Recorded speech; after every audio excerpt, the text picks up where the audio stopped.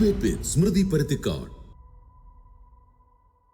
അങ്ങനെ ആ ഉദ്വേഗത്തിന് വിരാമമായിരിക്കുന്നു.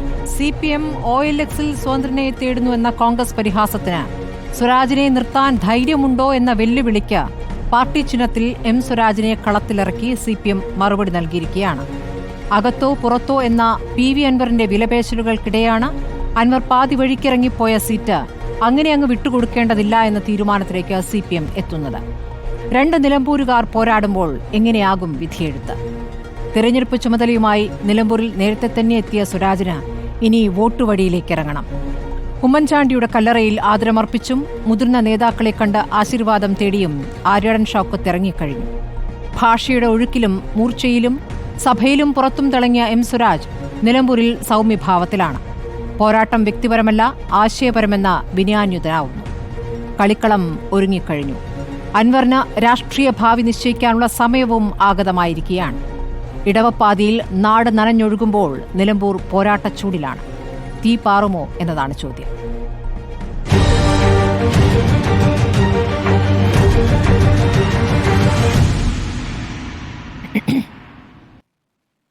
ചർച്ചയിൽ CPM പ്രതിനിധി V വസീഫ്, മുസ്ലിം ലീഗ് പ്രതിനിധി PK നവാസ്, TMC പ്രതിനിധി KT അബ്ദുറഹ്മാൻ, രാഷ്ട്രീയ നിരീക്ഷകൻ N ശ്രീകുമാർ എന്നിവരാണ് ചർച്ചയിലുള്ളത്.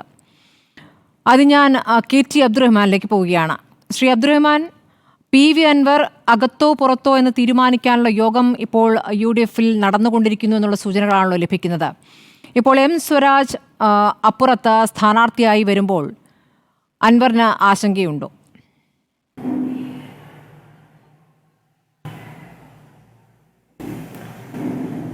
അൻവർ എന്തിന് ആശങ്കപ്പെടണം?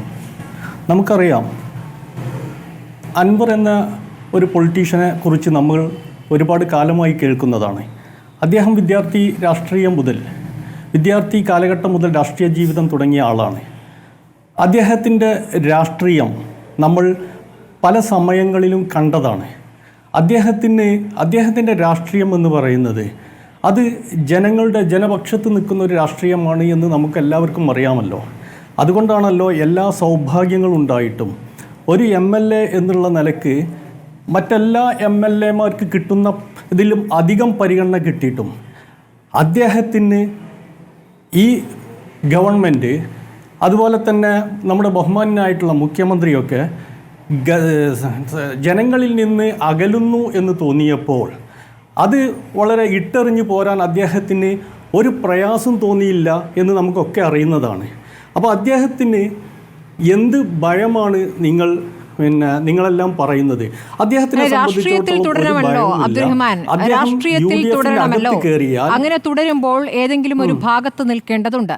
അങ്ങനെ നിൽക്കാൻ ഒരു ഭാഗം തിരഞ്ഞുകൊണ്ട് ഇപ്പോൾ ഇങ്ങനെ ഭിക്ഷാന്തീഹിയായി നടക്കുന്ന ഒരു അവസ്ഥയുണ്ടല്ലോ അൻവറിന് അല്പം പോലും ക്ഷമയില്ല, അല്പം പോലും രാഷ്ട്രീയ നിലപാട് ചില ഘട്ടങ്ങളിൽ അദ്ദേഹം നഷ്ടപ്പെടുത്തുന്നു. കാരണം അദ്ദേഹത്തിൻ്റെ ഫോക്കസ് മാറുന്നു. അദ്ദേഹം എന്ത് രാഷ്ട്രീയം പറഞ്ഞിട്ടാണോ ഇറങ്ങിയത് ആ രാഷ്ട്രീയം മറന്നുകൊണ്ട് അപ്പുറത്ത് നിലയുറപ്പിക്കാൻ സാധ്യതയുള്ള സ്ഥലത്തേക്ക് കൂരമ്പോൾ എയ്തുകൊണ്ട് അങ്ങോട്ടേക്ക് പോകാൻ പറ്റുമെന്ന് പ്രതീക്ഷിക്കുകയാണ്. അത് സാധാരണഗതിയിൽ നടക്കുന്ന ഒരു കാര്യമല്ലല്ലോ. അപ്പോൾ അതിൽ അൻവറിന് ഒരു പക്വതക്കുറവ് സംഭവിച്ചിട്ടുണ്ട് എന്ന് പൊതുവെ വിമർശനമുണ്ട്. അത് അദ്ദേഹം ഉൾക്കൊള്ളുന്നുണ്ടോ ഈ നിമിഷത്തിൽ?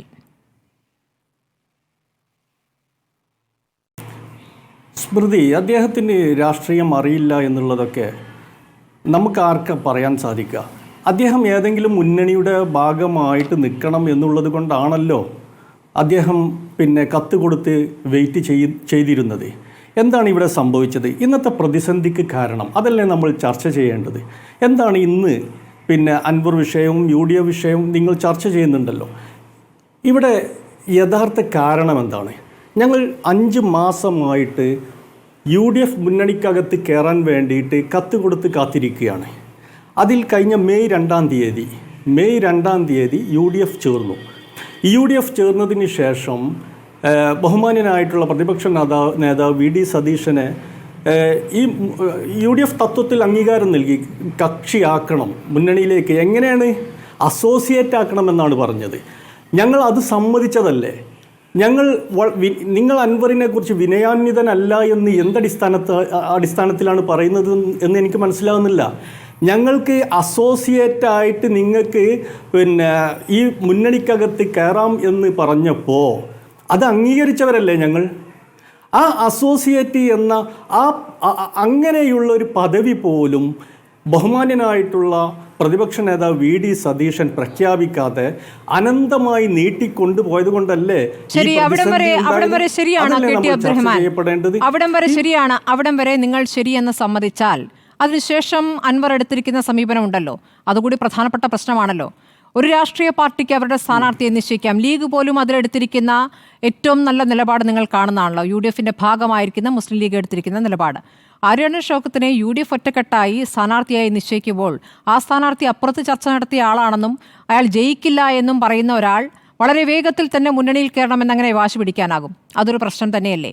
അങ്ങനെ നാവിന് നിയന്ത്രണമില്ലാത്ത ഒരു തരത്തിൽ അദ്ദേഹം പ്രതികരിച്ചുകൊണ്ടേയിരിക്കുകയാണ്. അത് അങ്ങനെ പറയുന്നു. അടുത്ത ദിവസം പ്രതിപക്ഷ നേതാവിനെതിരെ പറയുന്നു, തന്നെ രാഷ്ട്രീയമായി കൊല്ലാൻ ശ്രമിക്കുകയാണെന്ന് പറയുന്നു. തന്നെ വസ്ത്രാക്ഷേപം നടത്തി തെരുവിലേക്കിട്ട് തൻ്റെ തലയിൽ ചവിട്ടുകയാണെന്ന് പറയുന്നു. സ്വയം വസ്ത്രമുരിഞ്ഞിറങ്ങുകയാണോ എന്നൊരു ചോദ്യം കൂടി അപ്പുറത്ത് ഉയരുന്നുണ്ട്. ഇതൊക്കെ ഈ ഘട്ടത്തിൽ വന്ന സംഭവങ്ങളാണ്. ഇനിയിപ്പോൾ ഏറ്റവും ഒടുവിൽ ഞാൻ ചോദിക്കുന്നത്, ഇന്നത്തെ സംഭവവികാസത്തിനൊടുവിൽ M സ്വരാജ് അപ്പുറത്ത് സ്ഥാനാർത്ഥിയായി വരുമ്പോൾ, അതായത് അൻവറിൻ്റെ ഉറ്റ സുഹൃത്തായ M സ്വരാജ് തിരഞ്ഞെടുപ്പിൽ മത്സരിക്കാനിറങ്ങുമ്പോൾ, പാർട്ടി ചിഹ്നത്തിൽ മത്സരിക്കാനിറങ്ങുമ്പോൾ ഇനി എന്താണ് അൻവറിന് മുന്നിലുള്ളത്?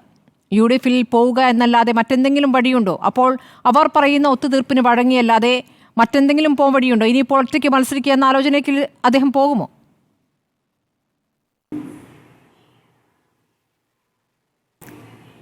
സ്മൃതി, ഇന്നലെയും ഇന്നുമായിട്ട് ഞങ്ങളുടെ തൃണമൂൽ കോൺഗ്രസിൻ്റെ സ്റ്റേറ്റ് സെക്രട്ടേറിയറ്റും അതുപോലെ തന്നെ ഇന്ന് സ്റ്റേറ്റ് കമ്മിറ്റിയും ചേർന്നിരുന്നു, പ്രവർത്തക സമിതി. അതിലെ വികാരം എന്ന് പറയുന്നത്, ഞങ്ങൾക്ക് UDFിനകത്ത് ഇനി മുതൽ ഘടകകക്ഷിയായിട്ട് ചേരണമെന്നാണ്. ഇതുവരെ ഞങ്ങളുടെ അവരുടെ റിക്വസ്റ്റ് ഞങ്ങളോട് അസോസിയേറ്റ് ചെയ്യാനായിരുന്നു. അത് ഞങ്ങൾ അംഗീകരിച്ചതാണ്. ആ സമയം ഷൗക്കത്ത് ബഹുമാന്യനായിട്ടുള്ള UDF സ്ഥാനാർത്ഥിയുടെ പ്രഖ്യാപനം വരെ ഞങ്ങൾ അത് ആക്സെപ്റ്റ് ചെയ്തതാണ്. അതിൻ്റെ തലേ ദിവസം വരെ ഞങ്ങൾ പറഞ്ഞു ഞങ്ങളെ അസോസിയേറ്റായിട്ട് ഈ മുന്നണിക്കകത്ത് ചേർക്കണം എന്ന് പറഞ്ഞു. പക്ഷെ അത് അന്നും നടക്കാത്തത് കൊണ്ട്, സെയിം മൊമെൻറ്റിൽ അത് സംഭവിച്ചിരുന്നുവെങ്കിൽ ബഹുമാന്യനായിട്ടുള്ള PV അൻവറിന് ഷൗക്കത്തിന് പോയിട്ട് ഒരു പൂമാലയിട്ട് അദ്ദേഹത്തെ സ്വീകരിക്കാനുള്ളൊരു അവസരം കിട്ടുമായിരുന്നല്ലോ. ഈ മണ്ഡലത്തിനകത്ത് UDFന് അത് എന്തോരം ഹൈപ്പ് ഉണ്ടാക്കി കൊടുക്കും. അത് ചിന്തിക്കേണ്ടവർ അത് ചിന്തിക്കാതെ ഷൗക്കത്തിനെ പ്രഖ്യാപിച്ചിട്ടും അനന്തമായിട്ട് നീട്ടിക്കൊണ്ടു പോകാൻ തുനിഞ്ഞപ്പോഴാണ് നിങ്ങൾ പറയുന്ന പ്രകോപിതനായി എന്ന് പറയുന്നത്. പക്ഷെ അത് നേരെ തിരിച്ചു ആലോചിക്കാം. മുന്നണിയിൽ എടുത്ത ശേഷം ഷൗക്കത്ത് വേണ്ട എന്നൊക്കെ പറയുന്ന അൻവർ ആണെങ്കിൽ വന്ന ഉടനെ തന്നെ പുറത്തേക്ക് പോകേണ്ട ഒരു വഴിയും തെളിയുമല്ലോ. അങ്ങനെയും ആലോചിക്കാമല്ലോ. അൻവർ ആയതുകൊണ്ട് അങ്ങനെയും പറയാനുള്ള സാധ്യത അവിടെ നിൽക്കുന്നു. കാരണം ആര്യാടൻ ഷൗക്കത്തുമായി അൻവറിന്റെ ബന്ധം, രാഷ്ട്രീയ ബന്ധം എന്താണെന്നുള്ളത് കേരളത്തിന് അറിയാവുന്നതാണ്. ഞാൻ താങ്കളിലേക്ക് വരാം. ഞാൻ നവാസിലേക്ക് പോകുന്നു. നവാസ്, ഇപ്പോൾ OLXൽ സ്ഥാനാർത്ഥിയെ തിരയുകയാണല്ലോ എന്ന പരിഹാസം രാഹുൽ മാങ്കൂട്ടത്തിൽ നിന്നാണ് സ്ഥിരമായി CPMന് വന്നുകൊണ്ടിരുന്നത്. എന്തേ ഇതുവരെ നിങ്ങൾക്ക് കണ്ടെത്താനായില്ലേ? റോഡിൽ ഇറങ്ങി തിരഞ്ഞുകൊണ്ടിരിക്കുകയാണോ എന്ന ചോദ്യം. M സ്വരാജിനെ നിർത്താൻ ധൈര്യമുണ്ടോ എന്ന ചോദ്യം. അങ്ങനെയുള്ള ചോദ്യം ഉയരുമ്പോഴാണ് M സ്വരാജിനെ നിർത്തിക്കൊണ്ട് CPM മറുപടി നൽകുന്നത്. അപ്പോൾ ഇനി യഥാർത്ഥ രാഷ്ട്രീയ പോരിന് അരങ്ങ് ഒരുങ്ങിക്കഴിഞ്ഞു എന്നാണോ നിങ്ങൾ കാണുന്നത്? സ്വരാജും ഷൗക്കത്തും തമ്മിലുള്ള, LDFും UDFും തമ്മിലുള്ള പോരാട്ടമായി അത് മാറുമ്പോൾ യഥാർത്ഥ രാഷ്ട്രീയ പോരാട്ടത്തിലേക്ക് നീങ്ങുകയല്ലേ? തീർച്ചയായും ഞങ്ങൾ അതിനെ അങ്ങനെ തന്നെയാണ് കാണുന്നത്.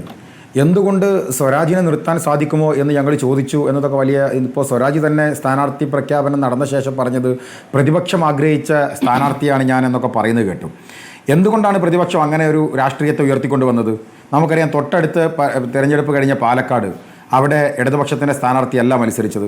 അതിന് തൊട്ടു മുമ്പ് തൃക്കാക്കരയിൽ ഇടതുപക്ഷത്തിൻ്റെ സ്ഥാനാർത്ഥിയല്ല മത്സരിച്ചത്, സ്വതന്ത്ര സ്ഥാനാർത്ഥികളാണ്.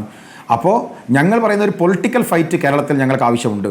പ്രത്യേകിച്ച് 10 വർഷക്കാലമായി കേരളം പിണറായി വിജയൻ ഭരിച്ചു മുടിച്ചുകൊണ്ടിരിക്കുമ്പോൾ ആ ഭരണത്തിനെതിരെയുള്ള വലിയ വികാരത്തെ പ്രതിഫലിപ്പിക്കേണ്ടതുണ്ട്. അത് പ്രതിഫലിപ്പിക്കാൻ തീർത്തും രാഷ്ട്രീയമായൊരു പോരാട്ടം വേണം. അതിന് ഇപ്പോൾ സ്വരാജ് കടന്നു വന്നതോടുകൂടി ഞങ്ങൾ മനസ്സിലാക്കുന്നത് കൃത്യമായൊരു പൊളിറ്റിക്കൽ ഫൈറ്റ് കേരളത്തിൽ ഈ നിലമ്പൂർ കേന്ദ്രീകരിച്ച് സാധ്യമാണ്. ഇനി അവിടെ രാഷ്ട്രീയമായ ചർച്ചകൾ ഉയരും. ഞങ്ങൾ ഉയർത്തുന്ന രാഷ്ട്രീയമായ ചർച്ച ആര് വന്നു എന്നതല്ല, സ്വരാജ് വന്നോ മറ്റാരെങ്കിലും വന്നോ എന്നുള്ളതല്ല. ആര് വന്നാലും ഞങ്ങൾ ഉയർത്തുന്ന ചർച്ച എന്ന് പറയുന്നത് കേരളത്തിൻ്റെ ചരിത്രത്തിൽ ഏറ്റവും വലിയ തൊഴിലില്ലായ്മ നടന്ന ഒരു കാലത്ത് അതിന് നേതൃത്വം കൊടുക്കുന്ന പിണറായി വിജയൻ എന്ന് പറയുന്ന ഇടത് സർക്കാരിനെതിരെ ചെറുപ്പക്കാരും ജനങ്ങളും എല്ലാവരും വോട്ട് ചെയ്യാൻ തയ്യാറായി നിൽക്കുമ്പോൾ അതിനെ ഏകോപിപ്പിക്കുന്ന ക്രോഡീകരിക്കുന്ന ഉത്തരവാദിത്തം UDF ഏറ്റെടുക്കുന്നു. നമുക്കറിയാലോ, കേരളത്തിൽ മദ്യഷോപ്പുകൾ പഞ്ചായത്ത് തോറും തുറക്കാൻ തീരുമാനിക്കുന്ന ഒരു ഗവൺമെന്റിനെതിരെ ജനരോഷം ഇളകി നിൽക്കുകയാണ്. ആ ജനരോഷത്തെ പ്രതിഫലിപ്പിക്കാൻ കഴിഞ്ഞ ഒരു തിരഞ്ഞെടുപ്പായി ഈ തിരഞ്ഞെടുപ്പിനെ ഞങ്ങൾ പ്രതീക്ഷിക്കുകയാണ്. ഇന്ത്യയിലെ തന്നെ നമ്പർ 1 പോലീസിംഗ് സിസ്റ്റമായിരുന്ന കേരളത്തിലെ പോലീസിംഗ് സിസ്റ്റത്തെ ഇന്ത്യക്ക് മുൻപിൽ NCBRT കണക്ക് പ്രകാരം ഇന്ത്യക്ക് മുമ്പിൽ രണ്ടാമതോ മൂന്നാമതോ ആയി നാണം കെടുന്ന രൂപത്തിലേക്ക് കേരളത്തിൻ്റെ പോലീസിനകത്ത് ക്രിമിനൽ ആക്ടിവിറ്റിയും അതുപോലെ തന്നെ സംഘപരിവാർ സ്വാധീനവും വർദ്ധിക്കുന്നുവെന്ന് റിപ്പോർട്ടുകൾ പുറത്തു വരുന്ന കാലത്ത് ഈ പോലീസിംഗിന് നേതൃത്വം കൊടുക്കുന്ന ഗവൺമെന്റിനെതിരെ ജനങ്ങളുടെ വോട്ടുകളെ ഏകോപിപ്പിക്കാൻ ഞങ്ങൾ രാഷ്ട്രീയമായി നേതൃത്വം കൊടുക്കുന്നു. പൊതുവിദ്യാഭ്യാസ മേഖലയിൽ വലിയ തകർച്ച സംഭവിച്ചുകൊണ്ടിരിക്കുന്നു. അതിന് ഡ്രോപ്പ് ഔട്ട് റേഷ്യോ വളരെ രൂപത്തിൽ വർദ്ധിച്ചുകൊണ്ടിരിക്കുന്നു. അത്തരമൊരു ഘട്ടത്തിൽ ഈ തിരഞ്ഞെടുപ്പ് രാഷ്ട്രീയമായി ഇത്തരം ചർച്ചകളിലേക്ക് പോകണമെന്ന് ഞങ്ങൾ ആഗ്രഹിക്കുന്നു. ആരോഗ്യ മേഖലയെക്കുറിച്ച് ഞാൻ പറയേണ്ടതില്ലല്ലോ. നീതി ആയോഗിന്റെ പുതിയ കണക്ക് പ്രകാരം റെഡ് ലിസ്റ്റിൽ 18ാമതായി നിൽക്കുന്ന കേരളത്തിന്റെ കണക്കുകൾ നമുക്ക് മുൻപിലുണ്ട്. സംവരണ മേഖലയിൽ വലിയ തരത്തിലുള്ള അട്ടിമറിയും തിരിമറിയും നടത്തുന്ന ഈ ഗവൺമെന്റിനെതിരെ വലിയ പോരാട്ടം നടക്കേണ്ടതുണ്ട്. വില കൂടില്ല എന്നാണല്ലോ ദേശാഭിമാനി ആദ്യ പിണറായി സർക്കാർ വരുമ്പോൾ പറഞ്ഞത്. ഇന്ന് വില കൂടാത്തതായി എന്തെങ്കിലും ഉണ്ടോ എന്ന് നിങ്ങളൊന്ന് പരിശോധിക്ക്. ഒരു സാധാരണക്കാരൻ്റെ ജീവിതം സ്മൃതിയെടുത്ത് പരിശോധിച്ചാൽ ഒരാൾ ബെഡിൽ നിന്ന് എണീറ്റാൽ ആദ്യം ചെയ്യുക ഇലക്ട്രിസിറ്റി ഓഫാക്കും, ലൈറ്റ് ഓഫാക്കും. കറണ്ട് ബില്ല് സർവ്വകാല റെക്കോർഡിലാണ് കേരളത്തിൽ. ഒന്ന് പിന്നെ അംഗശുദ്ധി വരുത്താൻ ടോയ്ലറ്റിലേക്ക് പോവുകയാണെങ്കിൽ വെള്ളക്കരം സർവ്വകാല റെക്കോർഡിലാണ് കേരളത്തിൽ. ഒന്ന് അടുക്കളയിലേക്ക് ചെന്നൊരു ഗ്ലാസ് ചായ കുടിക്കാം, മോർണിംഗിൽ ഒരു കപ്പ് ചായ കുടിക്കാമെന്ന് വെച്ചാൽ പലവ്യഞ്ജനങ്ങളുടെ വില സർവ്വകാല റെക്കോർഡിലാണ് കേരളത്തിൽ. പുറത്തേക്ക് ഇറങ്ങാൻ ഇന്ധന ചാർജ്, എല്ലാ ചാർജിനും പുറമെ കേന്ദ്ര ഗവൺമെന്റ് പുറമെ സർചാർജ് വേറെ ഈടാക്കുന്ന കേരള ഗവൺമെന്റിനെതിരെ ജനങ്ങൾ രോഷത്തിലാണ്. നികുതി അടയ്ക്കാൻ എന്തിനേറെ സ്വന്തം വീട്ടിൽ അച്ഛൻ മകന് കൊടുക്കുന്ന സ്വത്ത് രജിസ്റ്റർ ചെയ്യാനുള്ള നികുതി പേപ്പർ ചാർജ് വരെ ഇരട്ടിയായി വർദ്ധിപ്പിക്കുന്ന ഒരു ഗവൺമെന്റ്. അപ്പോൾ എല്ലാ അർത്ഥത്തിലും സർവ്വ മേഖലകളിലും KSRTC ബസ്സിൽ യാത്ര ചെയ്യാൻ അങ്ങനെ എല്ലാ അർത്ഥത്തിലും വിലവർദ്ധനവ് കൊണ്ട് പൊറുതിമുട്ടുന്ന ഒരു ജനം, ആ ജനം തയ്യാറായി നിൽക്കുന്നിടത്ത് രാഷ്ട്രീയമായ ചർച്ച വേണം എന്ന് ഞങ്ങൾ ആഗ്രഹിക്കുന്നു. വന്യജീവികളുമായി ബന്ധപ്പെട്ട് കേരളത്തിൽ വന്യജീവിയും മനുഷ്യനും തമ്മിലുള്ള സംഘർഷവും സംഘടനവും നിരന്തരമായി വാർത്തയാവുകയാണ്. നിസ്സംഗമായി നോക്കി നിൽക്കുന്ന ഈ ഗവൺമെന്റിനെതിരെ നിലമ്പൂരിലെ കർഷക സമൂഹം തയ്യാറായി നിൽക്കുമ്പോൾ ആ രാഷ്ട്രീയം ചർച്ചയ്ക്ക് വരണം എന്ന് ഞങ്ങൾ ആഗ്രഹിക്കുന്നു. തിരഞ്ഞെടുപ്പ് നടക്കുന്ന മലപ്പുറം ജില്ലയിലാണ്. മലപ്പുറത്താണ് മാസങ്ങൾക്ക് മുമ്പ് കേരളത്തിന്റെ മുഖ്യമന്ത്രി മലപ്പുറത്ത് ഒരു തീവ്ര എന്താ പറയുക ഭീകര ജില്ലയായി ചിത്രീകരിക്കാൻ അദ്ദേഹം കൊണ്ടുവന്നിട്ടുള്ള സുജിത് ദാസ് എന്ന് പറയുന്ന SP-യുടെ നേതൃത്വത്തിൽ നിഗൂഢമായ ശ്രമങ്ങൾ നടന്നത്. അതിനെതിരെ വോട്ട് ചെയ്യാൻ തയ്യാറായി നിൽക്കുന്ന ജനം എന്ന് മാത്രമാണ്. കേരളത്തിന്റെ പോലീസിൽ അജിത് കുമാറിന്റെ സംഘപരിവാർ ബന്ധം ചോദ്യം ചെയ്യപ്പെടുന്ന ഒരു ഘട്ടം. കേരളത്തിന്റെ തെരുവോരങ്ങളിൽ 100-ലധികം ദിവസങ്ങളായി ആശാ വർക്കർമാർ അവർ വലിയ സമരം നടത്തുമ്പോൾ അത് തിരിഞ്ഞു നോക്കാതെ 15-20 കോടി രൂപക്ക് തന്റെ സ്വന്തം ഫിഗർ ഫോട്ടോകൾ വെച്ചുകൊണ്ട് ഫ്ലക്സ് പോലടിക്കുന്ന തിരക്കിൽ നിൽക്കുന്ന കേരളത്തിന്റെ മുഖ്യമന്ത്രിക്കെതിരെ ജനങ്ങൾ വോട്ട് ചെയ്യാൻ വേണ്ടി തയ്യാറായി നിൽക്കുമ്പോൾ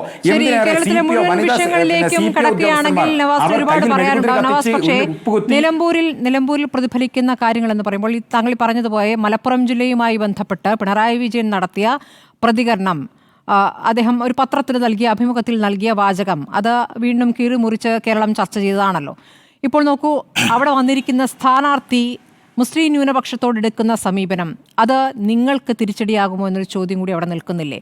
ഇപ്പോൾ പലസ്തീൻ വിഷയം അത് തിരിച്ചടിയാകുന്നു, അനുകൂലമാകുന്നു, രണ്ട് തലത്തിലും പ്രവർത്തിക്കാം. ഹമാസ് വിഷയത്തിൽ സ്വരാജ് എടുത്തിരിക്കുന്ന നിലപാട് അത് പാർട്ടിയിലെ CPM-ലെ മറ്റു പല നേതാക്കളും പരസ്യമായി പറയാൻ മടിക്കുന്ന, അല്ലെങ്കിൽ പറഞ്ഞ് പിന്നീട് അതിൽ നിന്നും കടകം മറിഞ്ഞ നിലപാടാണ്. പക്ഷേ സ്വരാജ് ആ വിഷയത്തിൽ ഉറച്ചു നിൽക്കുകയായിരുന്നു. ഹമാസുമായി ബന്ധപ്പെട്ട് ഹമാസ് ഒരു തീവ്രവാദ സംഘടനയല്ല, സ്വാതന്ത്ര്യ സമര പോരാട്ടമാണ് അവർ നടത്തുന്നത് പലസ്തീനിൽ എന്നുള്ള പ്രതികരണം അദ്ദേഹം ധൈര്യപൂർവ്വം നടത്തിയിട്ടുണ്ട്. അതോടൊപ്പം തന്നെ ഈ വാര്യംകുന്നത്ത് മായി ബന്ധപ്പെട്ടുള്ള പ്രസംഗം, അദ്ദേഹത്തിൻ്റെ സഭയിലെ പ്രസംഗം ഇപ്പോഴൊന്നുള്ളതല്ല, മുൻപത്തെ പ്രസംഗമായിരിക്കും. പക്ഷേ അതൊക്കെ തന്നെയും അവിടുത്തെ മുസ്ലിം സാമാന്യ ജനത്തിന്, മുസ്ലിം ന്യൂനപക്ഷത്തിന് എത്രത്തോളം സ്വീകാര്യമായ കാര്യങ്ങളാണ് എന്നൊരു വിഷയമുള്ളൂ. അത് എത്രത്തോളം പാർട്ടിക്കപ്പുറമുള്ള പാർട്ടി വോട്ട് മാത്രം പോരാ, അതിനപ്പുറം വോട്ട് കിട്ടുമെന്ന് സ്വരാജ് പറയുന്നുണ്ട്. അപ്പോൾ അദ്ദേഹം പ്രതീക്ഷിക്കുന്ന വോട്ട് ഇവരിൽ നിന്നുള്ള വോട്ട് തന്നെയായിരിക്കും. അതിനെ എങ്ങനെയാണ് നിങ്ങൾ മറികടക്കുക? മുസ്ലിം ലീഗ് അതിൽ എങ്ങനെയാണ് ഇടപെടാൻ പോകുന്നത്? സ്മൃതി അങ്ങയുടെ ചോദ്യം അഭിനന്ദനാർഹമാണ്. കാരണം സ്ഥാനാർത്ഥി പ്രഖ്യാപനം കഴിഞ്ഞതു മുതൽ ഈ ഇടതുപക്ഷത്തിൻ്റെ സ്ഥാനാർത്ഥിയുടെ നേരത്തെ പറഞ്ഞ പാലസ്തീനുമായി ബന്ധപ്പെട്ട് അല്ലെങ്കിൽ നേരത്തെ പറഞ്ഞ ഹമാസുമായി ബന്ധപ്പെട്ട വിഷയങ്ങളെക്കുറിച്ചൊക്കെ പർവ്വതീകരിച്ചുകൊണ്ട് ചർച്ച നടത്തുന്നുണ്ട്. ഞാൻ അദ്ദേഹം എടുത്ത നിലപാടുകളെ, ശ്രീ സ്വരാജ് എടുത്ത നിലപാടുകളെയൊക്കെ സ്വാഗതം ചെയ്തുകൊണ്ട് പറയട്ടെ. സ്വരാജ് മത്സരിക്കുന്നത് പിണറായി വിജയൻ ഗവൺമെൻറ്റിൻ്റെ വിലയിരുത്തലിനായിട്ടാണെങ്കിൽ അവിടെ ന്യൂനപക്ഷങ്ങളുടെ വോട്ടുകൾ സ്വരാജിന് കിട്ടുമെന്നാണ് താങ്കൾ പറയുന്നത് ശരിയാണെങ്കിൽ, ആ രൂപത്തിലാണ് ആഗ്രഹിക്കുന്നതെങ്കിൽ ഞാൻ കുറച്ച് കാര്യങ്ങൾ പറയാം. നാഗ്പൂർ കേന്ദ്രത്തിൽ നിന്ന് RSSന്റെ കേന്ദ്രത്തിൽ നിന്ന് താല്പര്യപ്പെട്ടുകൊണ്ട് രാജ്യത്തിൻ്റെ പാർലമെന്റിനകത്ത് സാമ്പത്തിക സംവരണം നടപ്പിലാക്കിയപ്പോൾ ഇന്ത്യയിലെ 28 സംസ്ഥാനങ്ങളിൽ ആദ്യം നടപ്പിലാക്കിയ സ്റ്റേറ്റ് ഏതാ സ്മൃതി? അത് കേരളമല്ലേ? അതിന് മുഖ്യമന്ത്രി പിണറായി വിജയൻ അല്ലേ? ആ പിണറായി വിജയന്റെ പാർട്ടിയുടെ പ്രതിനിധിയായിട്ടല്ലേ സ്വരാജ് മത്സരിക്കുന്നത്? അത് കേരളത്തിൽ ചർച്ച ചെയ്യപ്പെടണ്ടേ? ഇവിടുത്തെ ന്യൂനപക്ഷം ചർച്ച ചെയ്യപ്പെടണ്ടേ? UAPA അമെൻമെന്റ് bill, unlawful activities prevention act, അതിന്റെ അമെൻമെന്റ് രാജ്യത്തിന്റെ പാർലമെന്റിനകത്ത് ഈ പറയുന്ന നരേന്ദ്രമോദി ഗവൺമെന്റ് കൊണ്ടുവരുമ്പോൾ അതിനെതിരെ ഒരുമിച്ച് പാർലമെന്റ് അകത്ത് എതിർക്കുകയും, എന്നാൽ ഇന്ത്യയിൽ ആദ്യമായി കേസ് രജിസ്റ്റർ ചെയ്യപ്പെട്ടത് കോഴിക്കോട് അലൻ ഷുഹൈബിന്റെയും ത്വാഹ ഫസലിന്റെയും പേരിലല്ലേ? അത് പിണറായി സർക്കാർ അല്ലേ? ആ സർക്കാരിന്റെ പ്രതിനിധിയായിട്ടല്ലേ, അതിന്റെ പ്രതിനിധിയായിട്ടല്ലേ സ്വരാജ് മത്സരിക്കുന്നത്? അത് ഇവിടെ ചർച്ച ചെയ്യപ്പെടണ്ടേ? നോക്കൂ, നിങ്ങൾ കളമശ്ശേരിയിൽ ഈ കേരളം കണ്ട ഏറ്റവും വലിയ ഭീകരവാദ ബോംബ് സ്ഫോടനം ഉണ്ടായി. അതിന് UAPA ചേർക്കാൻ മടിച്ചത് ഇതേ സർക്കാരല്ലേ? ഈ പിണറായി വിജയൻ ഗവൺമെന്റ് അല്ലേ? ഈ ഗവൺമെന്റ് പ്രതിനിധിയല്ലേ ശ്രീ സ്വരാജ്? സ്കോളർഷിപ്പ് ഉണ്ടായല്ലോ, കേന്ദ്ര ഗവൺമെന്റ് ന്യൂനപക്ഷ സ്കോളർഷിപ്പുകളൊക്കെ വെട്ടിച്ചുരുക്കി കേരളം സ്കോളർഷിപ്പ് കൊണ്ടുവന്നു. അവർ കെടാവിളക്കെന്ന സ്കോളർഷിപ്പ് കൊണ്ടുവന്നപ്പോൾ 49 പിന്നോക്ക സമുദായങ്ങളിൽ 2 സമുദായങ്ങളെ പുറത്താക്കി. അതിലൊന്ന് ക്രൈസ്തവ സമൂഹമാണ്, മറ്റൊന്ന് മുസ്ലിം സമൂഹമാണ്. ഈ നിലമ്പൂരിലെ ഈ ജനങ്ങൾ വോട്ട് ചെയ്യണ്ടേ? ഈ പറയുന്ന സ്കോളർഷിപ്പ് നടപ്പിലാക്കുമ്പോൾ 2 സമൂഹത്തെ പുറത്താക്കി കെടാവിളക്ക് എന്ന് പറയുന്ന പദ്ധതി കൊണ്ടുവന്ന പിണറായി സർക്കാരിന്റെ പ്രതിനിധിയായിട്ട് തന്നെ അല്ലേ സ്വരാജ് മത്സരിക്കുന്നത്? ഇനി പോട്ടെ, മണിപ്പൂരിൽ നമുക്കറിയാം രാജ്യം കണ്ട ഏറ്റവും വലിയ കലാപം മണിപ്പൂരിൽ ഉണ്ടായപ്പോൾ നമ്മളെല്ലാവരും പറഞ്ഞു രാജ്യത്തിന്റെ ആഭ്യന്തര വകുപ്പ് മന്ത്രിയും പ്രധാനമന്ത്രിയും മണിപ്പൂരിലേക്ക് പോകണമെന്ന്. ഒരു തിരഞ്ഞെടുപ്പിന്റെ ഘട്ടത്തിൽ മണിപ്പൂരിലെ കലാപത്തിന്റെ ചാരത്തിൽ നിന്ന് വോട്ട് തേടിക്കൊണ്ട് അങ്ങോട്ട് പോവാതിരുന്ന ഏറ്റവും വൃത്തിഹീനമായ ഫാസിസ്റ്റ് ഗവൺമെന്റ് ആയിട്ടുള്ള രാജ്യം ഭരിക്കുന്ന ഭരണകൂടത്തിന്റെ ഏറ്റവും നീചമായ പ്രവർത്തനത്തെ നമ്മൾ കണ്ടില്ലേ? സമാനമായ രൂപത്തിലല്ലേ കഴിഞ്ഞ നിയമസഭാ തെരഞ്ഞെടുപ്പിന്റെ സമയത്ത് 80:20 എന്ന് പറയുന്ന സ്കോളർഷിപ്പ് വിഷയവുമായി ബന്ധപ്പെട്ട് ഈ രാജ്യത്തെ മുസ്ലിം സമൂഹവും ഈ രാജ്യത്തെ ക്രൈസ്തവ സമൂഹവും തമ്മിൽ കേരളത്തിൽ പരസ്പരം ഏറ്റുമുട്ടുമ്പോൾ ഇന്ന് നമ്മൾ കാണുന്ന വർഗീയ സംഘടനയായ കാസ പോലുള്ള സംഘടന രൂപപ്പെടാൻ പോലും കാരണമായ ഏറ്റുമുട്ടൽ ഉണ്ടാകുമ്പോൾ നിശബ്ദത പാലിച്ച് പിണറായി വിജയൻ ഈ 2 സമുദായം തമ്മിൽ ഏറ്റുമുട്ടത്തിന് ആഗ്രഹിച്ച അതേ പിണറായി വിജയന്റെ പ്രതിനിധിയായിട്ട് തന്നെ അല്ലേ സ്വരാജ് മത്സരിക്കുന്നത്? നോക്കൂ, നിങ്ങൾ ദേശീയ വിദ്യാഭ്യാസ നയം, അതിനെതിരെ രാജ്യത്തുടനീളം സമരം നടക്കുന്നു. നമ്മുടെ തൊട്ടപ്പുറത്തുള്ള കർണാടകയും തമിഴ്നാടും ഒരു നിലക്കും NEP-യുമായി സഹകരിക്കില്ല എന്ന് പറയുമ്പോൾ അത് ഭാഗികമായി നടപ്പിലാക്കിയ സ്റ്റേറ്റിന്റെ പേരല്ലേ കേരളം? അതിന്റെ മുഖ്യമന്ത്രിയല്ലേ പിണറായി വിജയൻ? ആ പിണറായി വിജയന്റെ പ്രതിനിധിയായിട്ടല്ലേ സ്വരാജ് മത്സരിക്കുന്നത്? അപ്പൊ സംഘപരിവാർ വിരുദ്ധതയെ, ന്യൂനപക്ഷത്തെ ഇക്കിളിപ്പെടുത്താൻ ഏതെങ്കിലും ഫേസ്ബുക്ക് പോസ്റ്റ് കൊണ്ട് മാത്രം സാധ്യമാകും എന്നൊന്നും ഞാൻ വിശ്വസിക്കുന്നില്ല. അങ്ങനെ അണ്ടർ എസ്റ്റിമേറ്റ് ചെയ്യരുത് മലപ്പുറം ജില്ലയിലോ കേരളത്തിലെയോ ഇന്ത്യയിലെ ന്യൂനപക്ഷ സമൂഹത്തെ. ഒരുപക്ഷെ സ്വരാജ് എടുത്ത നിലപാടുകൾക്ക് ഞാൻ ഉൾപ്പെടെ അദ്ദേഹത്തെ സ്വാഗതം ചെയ്യുന്നു. പക്ഷെ അദ്ദേഹം നിൽക്കുന്ന പ്രസ്ഥാനം അത് സംഘപരിവാറിനോട് വിധേയപ്പെട്ടു പോകുന്നു എന്നത് കേരളത്തിൽ എത്ര തെളിവുകൾ വേണം? നമ്മൾ എത്ര തവണ ചോദിച്ചു സ്മൃതി? സ്വരാജ് കേരളത്തിൽ ഉണ്ടായിരുന്നല്ലോ, അദ്ദേഹം കേരളത്തിലെ ഇവിടുത്തെ സംഘടനാ പ്രവർത്തനം ഉണ്ടായിരുന്നല്ലോ. നമ്മൾ ചോദിച്ചില്ലേ RSSന്റെ ജനറൽ സെക്രട്ടറി ദത്താത്രേയ ഹൊസബളെ എന്തിനാണ് കേരളത്തിന്റെ പോലീസ് ചീഫ് പോയി കണ്ടത്? ഈ സ്വരാജ് മിണ്ടിയില്ലല്ലോ. പിണറായി വിജയൻ കാണിക്കുന്ന ഈ RSS ബാണ്ഡവത്തിന് മിണ്ടാതെ മൗനം കൊണ്ട് അദ്ദേഹം സമ്മതം കൊടുക്കലായിരുന്നോ? നോക്കൂ, നിങ്ങൾ റാം മാധവനെ പോയി കാണാൻ കേരളത്തിന്റെ ADGP തയ്യാറായപ്പോൾ സ്വരാജ് കേരളത്തിലില്ലായിരുന്നോ? അദ്ദേഹം മിണ്ടിയില്ലേ? അദ്ദേഹം ഏതെങ്കിലും മുറിക്കകത്തിരുന്ന ഒരു ഫേസ്ബുക്ക് പോസ്റ്റിന്റെ പേരിൽ കേരളത്തിൽ ന്യൂനപക്ഷം മുഴുവൻ സ്വരാജിന്റെ കൂടെ നിൽക്കും എന്ന് CPM-കാർ വിചാരിക്കുന്നുവെങ്കിൽ അങ്ങനെ അണ്ടർ എസ്റ്റിമേറ്റ് ചെയ്യേണ്ട ന്യൂനപക്ഷമല്ല കേരളത്തിലുള്ളത്. കേരളത്തിലെ പിണറായി സർക്കാരിനെ നല്ല രൂപത്തിലേക്ക് പരിശോധന നടത്തി അവിടെ ന്യൂനപക്ഷ വിരുദ്ധതയും സംഘപരിവാർ ഭാണ്ഡവും കൃത്യമായി ബോധ്യപ്പെട്ടതാണ്. നോക്കൂ, നിങ്ങൾ CAA കേസുകളുമായി ബന്ധപ്പെട്ട് കേരളത്തിൽ വലിയ ചർച്ച ഉണ്ടായല്ലോ. ഈ ലോകത്ത് ഇന്ത്യയിൽ മുഴുവൻ സമരം നടന്നു, കേരളത്തിലും സമരം നടന്നു. എന്നാൽ BJP വിരുദ്ധ ഗവൺമെന്റുകൾ, BJP അല്ലാത്തൊരു ഗവൺമെന്റ് CAA കേസ് പിൻവലിക്കാത്ത സ്മൃതി, ഞാൻ ഈ സംസാരിക്കുന്ന സമയത്തും അത് കേരളത്തിലെ പിണറായി സർക്കാരല്ലാതെ മറ്റേത് സർക്കാരാണുള്ളത്? നിങ്ങൾ പറ. CAA വിരുദ്ധ കേസുകൾ പിൻവലിക്കാൻ മോഡിക്കെതിരെ നടത്തിയ കേസുകൾ അതിന്റെ പേരിൽ പിൻവലിക്കാത്ത BJP അല്ലാത്ത മുഖ്യമന്ത്രിയുള്ള ഏക മുഖ്യമന്ത്രി കേരളത്തിലെ മുഖ്യമന്ത്രിയാണ്. ആ മുഖ്യമന്ത്രിയുടെ പ്രതിനിധിയായിട്ട് സ്വരാജ് മത്സരിക്കുമ്പോൾ അദ്ദേഹം പലസ്തീനോടുത്ത നിലപാട്, അല്ലെങ്കിൽ അദ്ദേഹം വാര്യം കുന്നത്തുമായി ബന്ധപ്പെട്ട നിലപാട്, അതിനൊക്കെ സ്വാഗതം ചെയ്യുമ്പോഴും അദ്ദേഹം പ്രതിനിധീകരിക്കുന്നത് കമ്മ്യൂണിസ്റ്റ് പാർട്ടിയാണ്. പിണറായി മന്ത്രിസഭയ്ക്ക് തുടർച്ച വേണമെന്ന് പറഞ്ഞിട്ടാണ് എങ്കിൽ ഒരു വോട്ട് പോലും കിട്ടാൻ പോകുന്നില്ല എന്ന് മാത്രമല്ല, സംഘപരിവാറിന് വിധേയപ്പെട്ടുകൊണ്ട് കേരളത്തിലെ ഈ കമ്മ്യൂണിസ്റ്റ് ഗവൺമെന്റ് എടുക്കുന്ന നിലപാടുകൾക്കെതിരെ പ്രതികരിക്കാൻ വേണ്ടി തയ്യാറായിരിക്കുന്ന ജനങ്ങൾക്ക് മുമ്പിൽ അപമാനിതനായി പരാജയം ഏറ്റുവാങ്ങുകയല്ലാതെ മറ്റൊരു മാർഗവും സ്വരാജിന് മുമ്പിൽ ഉണ്ടാവില്ല എന്ന കാര്യത്തിൽ തർക്കമില്ല. ശരി, താങ്കളുടെ വാചകങ്ങൾ യഥാർത്ഥത്തിൽ വസീഫ് കേൾക്കേണ്ടതായിരുന്നു. അദ്ദേഹം ബ്ലോക്കിൽപ്പെട്ടിരിക്കുകയാണ്. ബ്രേക്ക് കഴിയുമ്പോഴത്തേക്കും അദ്ദേഹം എത്തുമെന്ന് പ്രതീക്ഷിക്കുകയാണ്. ഇപ്പൊ കിട്ടും. സ്വരാജ് കൂടി രംഗത്ത് വന്നതോടുകൂടി ഇനി തീപാറും പോരാട്ടം എന്നാണ് പറയുന്നത്. നിങ്ങളുടെ ആത്മവിശ്വാസം എത്ര കൂടുന്നു? നിങ്ങൾ ഇപ്പോൾ പാർട്ടി ചിഹ്നത്തിൽ 2006 ശേഷം ഇതാദ്യമായിട്ടാണല്ലോ മത്സരിക്കുന്നത്. അപ്പോൾ അങ്ങനെ ഒരു തീരുമാനത്തിലേക്ക് എത്താൻ കാരണം എന്താണ്? അൻവറിന് മറുപടി കൊടുക്കുക എന്നുള്ളതുകൊണ്ടാണോ? ഞാൻ സ്മൃതിയുടെ ഇൻ്റർപ്രിട്ടേഷൻസ് എന്തൊക്കെയാണെന്ന് ഞാൻ കേട്ടിട്ടില്ല. ഞാൻ കരുതിയത് ഇന്ന് വലിയ സന്തോഷത്തിലായിരിക്കും നിങ്ങൾ എന്നാണ്. കാരണം നിങ്ങൾ ആഗ്രഹിച്ചതുപോലെ, നിങ്ങൾ പ്രതീക്ഷിച്ചതുപോലെ ഏറ്റവും കരുത്തനായ CPIM-ൻ്റെ സംസ്ഥാന സെക്രട്ടേറിയറ്റ് അംഗം, മുൻ SFI DYFI നേതാവ്, ഇതാ നിലമ്പൂരുകാരൻ, ഇവിടെ നിലമ്പൂരിലെ എല്ലാ ജനവിഭാഗങ്ങൾക്കും സ്വീകാര്യനായ ഒരു സ്ഥാനാർത്ഥിയെ CPIM പ്രഖ്യാപിച്ചിരിക്കുന്നു. കഴിഞ്ഞ ദിവസവും ഞാൻ നിങ്ങളോട് നല്ലൊരു പോരാട്ടം കാണുകയാണെങ്കിൽ നിങ്ങളെ പോലെ മാധ്യമപ്രവർത്തകരും സന്തോഷിക്കും. അതെ അതെ അതെ സന്തോഷിക്കണം. നിങ്ങൾ 30-ാം തീയതി ഞങ്ങളുടെ സ്ഥാനാർത്ഥിയെ പ്രഖ്യാപിക്കുമെന്ന് പറഞ്ഞപ്പോൾ എന്താ അത് ഇത്ര 30-ാം തീയതി ആയത് എന്നൊക്കെയായിരുന്നു നിങ്ങളുടെ ചോദ്യം. ഞങ്ങൾ പറഞ്ഞതുപോലെ ചെയ്യുന്ന ഒരു പ്രസ്ഥാനമാണ്. എന്താണോ പറയുന്നത് അതുപോലെ ചെയ്യും.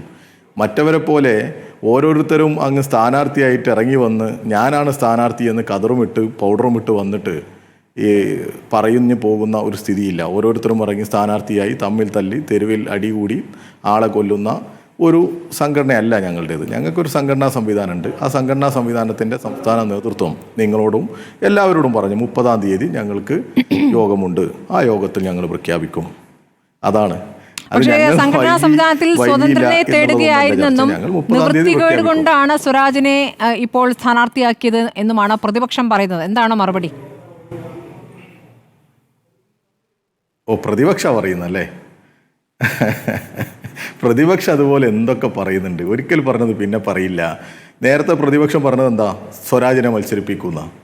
അപ്പോൾ വേണമെങ്കിൽ അവർക്ക് പറഞ്ഞൂടെ ഞങ്ങൾ പറഞ്ഞുകൊണ്ടാണ് സ്വരാജിനെ മത്സരിപ്പിച്ചതെന്ന് അല്ലേ? പ്രതിപക്ഷത്തിൻ്റെ നേതാക്കന്മാർ സ്വരാജിനെ മത്സരിപ്പിക്കൂ. അപ്പോൾ സ്വരാജിനെ ഇവർക്കൊക്കെ താല്പര്യമാണ്, ഇഷ്ടമാണ്. ഇവർക്കോ പോലും പ്രതിപക്ഷത്തിന് പോലും ഇഷ്ടമുള്ള, അവരംഗീകരിക്കുന്ന ഒരു സ്ഥാനാർത്ഥിയാണ് ഞങ്ങൾ മത്സരത്തിനിറക്കിയത്. ഞങ്ങൾ ആരെ തേടിയില്ല എന്നൊന്നും ആരും പറഞ്ഞിട്ടില്ല. ഞങ്ങൾ തേടി ആരെങ്കിലും നിങ്ങളോട് പറഞ്ഞോ? DCCയുടെ സെക്രട്ടറിയാണ് പറഞ്ഞത്. എന്നെ BJP-ക്കാർ വിളിച്ചേ, എന്നെ കാണാൻ BJP-ക്കാർ വന്നേ, അവരുടെ സ്ഥാനാർത്ഥിയാവാൻ അവരെന്നെ ക്ഷണിച്ചേ എന്നൊക്കെ പറഞ്ഞത് DCC സെക്രട്ടറിയാ. അവരാണ് OLX-ലിട്ട് കാത്തിരിക്കുന്നത് ഞങ്ങളെ വാങ്ങാൻ ആരെങ്കിലും വരുമോ എന്ന് പ്രതീക്ഷിച്ചു നിൽക്കുന്നത്. ഞങ്ങളെ സംബന്ധിച്ചിടത്തോളം ഇതൊരു രാഷ്ട്രീയ പോരാട്ടമാണ്. ശരി, രാഷ്ട്രീയ പോരാട്ടത്തിലേക്ക് വന്നിരിക്കുന്നു. ഏതായാലും എന്തൊക്കെ പറഞ്ഞാലും ഇവിടെ സ്വരാജിന് നിലമ്പൂരിന്റെ ചുമതലയുണ്ടായിരുന്നു. അദ്ദേഹം വളരെ മുമ്പ് തന്നെ അവിടെ തെരഞ്ഞെടുപ്പ് ഒരുക്കങ്ങളുമായി നിലമ്പൂരിലുണ്ടായിരുന്നു. അങ്ങനെ തിരഞ്ഞെടുപ്പ് ചുമതലയുള്ള ഒരാൾ സ്ഥാനാർത്ഥിയാകുമെന്നുള്ള പ്രതീക്ഷിക്കാനാവില്ല. ഇപ്പോൾ സ്വരാജുമായി വ്യക്തിബന്ധമുള്ളവർ ചോദിച്ചപ്പോഴും അദ്ദേഹം അതിൽ താല്പര്യപ്പെട്ടിട്ടില്ല എന്നാണ് അറിയുന്നത്. അതിൽ എത്രയായാലും ആത്യന്തികമായി പാർട്ടിയാണ് തീരുമാനിക്കുക, അതിൽ സംശയമൊന്നുമില്ല. പാർട്ടിയുടെ തീരുമാനത്തിൽ സ്വരാജ് സ്ഥാനാർത്ഥിയാകുന്നു. പക്ഷേ നിങ്ങൾ സ്വതന്ത്രരെ തേടിയിരുന്നു, പക്ഷേ ആപ്റ്റായ ഒരു സ്ഥാനാർത്ഥിയെ കണ്ടെത്താത്തതുകൊണ്ട് സ്വരാജിലേക്ക് എത്തി എന്നുള്ള ഒരു കാര്യം വരുമ്പോൾ അവിടെ നേരത്തെ ഉണ്ടായിരുന്നല്ലോ സ്വരാജ്. അപ്പോൾ ആ പേരിലേക്ക് വരാൻ എന്തുകൊണ്ട് വൈകുന്നു എന്നൊരു ചോദ്യമുണ്ട്.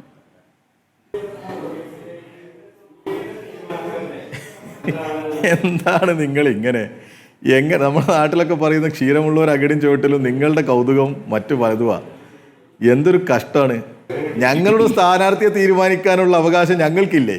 റിപ്പോർട്ടർ ചാനൽ പറയുന്നത് പോലെ സ്ഥാനാർത്ഥിയെ തീരുമാനിക്കുന്ന ആളുകളാണ് ഞങ്ങൾ. ആരെയും പറഞ്ഞില്ലല്ലോ. ഞങ്ങൾ നേരത്തെ പറഞ്ഞതാ നിങ്ങളോട് 30-ാം തീയതി ഞങ്ങളുടെ സ്ഥാനാർത്ഥി അല്ല. ഞങ്ങൾ നേരത്തെ പറഞ്ഞു 30-ാം തീയതി ഞങ്ങളുടെ സ്ഥാനാർത്ഥിയെ പ്രഖ്യാപിക്കുന്നു. മറിച്ചൊരു അഭിപ്രായം ഞാൻ ചോദിച്ചതിനോട് മറുപടി പറയാം. നിങ്ങൾ ചോദിച്ചത് മാത്രമല്ലല്ലോ. ഞാനൊന്ന് ചോദിച്ചോട്ടെ.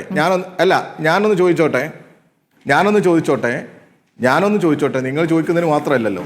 ഞങ്ങളുടെ ഏതെങ്കിലും നേതാക്കന്മാർ, ഏതെങ്കിലും പ്രതിനിധികൾ നിങ്ങളോട് പറഞ്ഞിരുന്നോ 30-ാം തീയതിക്ക് മുമ്പായിട്ട് ഞങ്ങളുടെ സ്ഥാനാർത്ഥിയെ പ്രഖ്യാപിക്കുന്നു? ഞങ്ങൾ ഏതെങ്കിലും സ്വതന്ത്രരെ തേടുന്നുണ്ട് എന്ന് നിങ്ങളോട് പറഞ്ഞിരുന്നോ?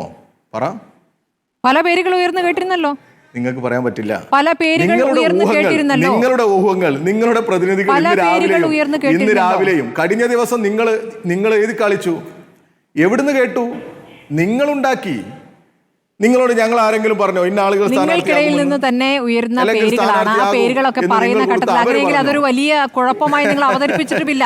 ആ പേരുകൾ അങ്ങനെ നിൽക്കട്ടെ എന്ന രൂപത്തിലാണ് നിങ്ങൾ കണ്ടത്. ഇതൊന്നും തർക്കമില്ലാത്ത കാര്യമാണല്ലോ. ഈ തെരഞ്ഞെടുപ്പ് പ്രോസസ്സിൽ നടക്കുന്ന കാര്യങ്ങളാണ് വസീഫ്. അതിലൊരു തർക്കത്തിന് പ്രശ്നമില്ല. ഞാനിപ്പോൾ തർക്കിക്കാനും അല്ല ചോദിക്കുന്നത്. താങ്കളത് തർക്ക സ്വഭാവത്തിലേക്ക് കൊണ്ടുപോകലേ ദയവ് ചെയ്ത്. ഇനി കാര്യത്തിലേക്ക് വരികയാണെങ്കിൽ നിങ്ങളുടെ ഒരു മിനിറ്റ്, സ്വരാജ് അപ്പുറത്ത് അരടൻ ഷൗക്കത്ത്, ഈ പോരാട്ടം എങ്ങനെയായിരിക്കും? ഈ പോരാട്ടം തീർച്ചയായിട്ടും രാഷ്ട്രീയ പോരാട്ടമായിരിക്കും. കേരളത്തിലെ എല്ലാ വിഭാഗം ജനങ്ങളും അംഗീകരിക്കുന്ന ഒരു രാഷ്ട്രീയ നേതൃത്വമാണ്. യുവജന വിദ്യാർത്ഥി രംഗത്ത് കരുത്തുറ്റ നേതൃത്വമായി കേരളം കണ്ട ഒരു നേതാവാണ് സ്വരാജ്. ഈ നിലമ്പൂരിൽ പഠിച്ച് നിലമ്പൂരിൽ ജീവിച്ച് കേരള രാഷ്ട്രീയത്തിലേക്ക് കടന്നു വന്ന ഈ യുവജന നേതൃത്വത്തെ നിലമ്പൂരിലെ ജനങ്ങൾ വളരെ ആവേശത്തോടു കൂടിയാണ് സ്വീകരിച്ചത്. ഞാനിപ്പോൾ ഇങ്ങോട്ട് വരുന്ന വഴി തന്നെ കുറച്ച് ബ്ലോക്കായതിൻ്റെ ഒക്കെ കാരണം വഴിയിലുടനീളം സ്വരാജിന് പിന്തുണ അർപ്പിച്ചുകൊണ്ടുള്ള പ്രകടനങ്ങൾ നടന്നുകൊണ്ടിരിക്കുക. ഞാൻ 3-4 ദിവസമായിട്ട് ഇവിടെ ഉണ്ട്. അടികൂടി വാശി പിടിച്ചു വാങ്ങിയ സീറ്റിൽ നിന്ന് മത്സരിക്കുന്ന ആൾക്ക് വേണ്ടി എവിടെയും അങ്ങനെ ഒരു ആവേശമോ ഒരാവേശ തള്ളിച്ചയോ ഒന്നും നമ്മൾ ഈ മണ്ഡലത്തിൽ എവിടെയും കണ്ടിട്ടില്ല. ഞങ്ങൾക്ക് ഉറപ്പുണ്ട് ഈ മണ്ഡലത്തിലെ ജനങ്ങൾ ഇടതുപക്ഷത്തെ പിന്തുണക്കും, സഖാവ് സ്വരാജിന് വോട്ട് ചെയ്യും. ഞാൻ കഴിഞ്ഞ ദിവസവും നിങ്ങളോട് പറഞ്ഞതാണ്, എല്ലാ വിഭാഗം ജനങ്ങൾക്കും സ്വീകാര്യനായ ഒരു സ്ഥാനാർത്ഥിയെ ഞങ്ങൾ അവതരിപ്പിക്കും. ആ സ്ഥാനാർത്ഥിയെ തന്നെയാണ് ഞങ്ങൾ അവതരിപ്പിച്ചത്. ഞങ്ങൾ ആലോചിച്ച് 30-ാം തീയതി പ്രഖ്യാപിക്കും എന്ന് പറഞ്ഞ സ്ഥാനാർത്ഥിയെ അവതരിപ്പിച്ചു. ഇവിടെ ഇടതുപക്ഷത്തിന് ഭരണമുള്ള ഒരു കാലമാണ് ഇനിയുള്ള ഒരു വർഷം കൂടി. ആ വർഷക്കാലയളവിൽ നിലമ്പൂരിൻ്റെ പ്രതിനിധിയായി ഇടതുപക്ഷ ജനാധിപത്യ മുന്നണിയുടെ ഒരു പ്രതിനിധി വരുമ്പോൾ, അതും നിലമ്പൂരിൻ്റെ ഒരു സംഭാവനയായി കേരള രാഷ്ട്രീയത്തിൽ തിളങ്ങി നിൽക്കുന്ന സഖാവ് എം സ്വരാജ് വരുമ്പോൾ, ആ സ്വരാജിനെ സ്വീകരിക്കാൻ ഈ നാട് സന്നദ്ധമാണ് എന്ന് തന്നെയാണ് മണിക്കൂറുകൾ കൊണ്ട് ഈ നാടാകെ അറിയിച്ചു കഴിയുന്നത്. പ്രത്യക്ഷമായി തന്നെ അവരുടെ പ്രകടനങ്ങളിലൂടെ, അഭിപ്രായ പ്രകടനങ്ങളിലൂടെ അപ്പുറത്ത് കാര്യത്തിൽ തീരുമാനമായിട്ടില്ല. തീരുമാനം UDF-നൊപ്പം നിൽക്കാനാണ് എങ്കിൽ PV അൻവറും UDF-ഉം ചേർന്ന് വരുന്ന ആ മുന്നണി ഉണ്ടല്ലോ, അതിനെ എങ്ങനെ നേരിടും സ്വരാജ്?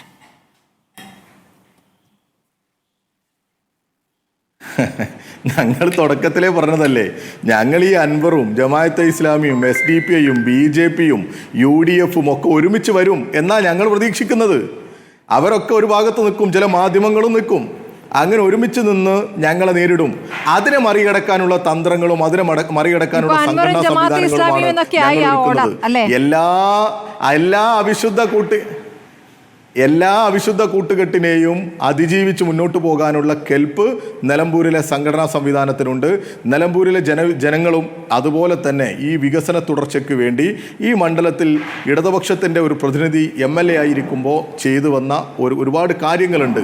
ഇടതുപക്ഷത്തോടൊപ്പം നിൽക്കുന്ന സമയത്ത് ഇവിടെ വന്ന മാറ്റങ്ങളുണ്ട്.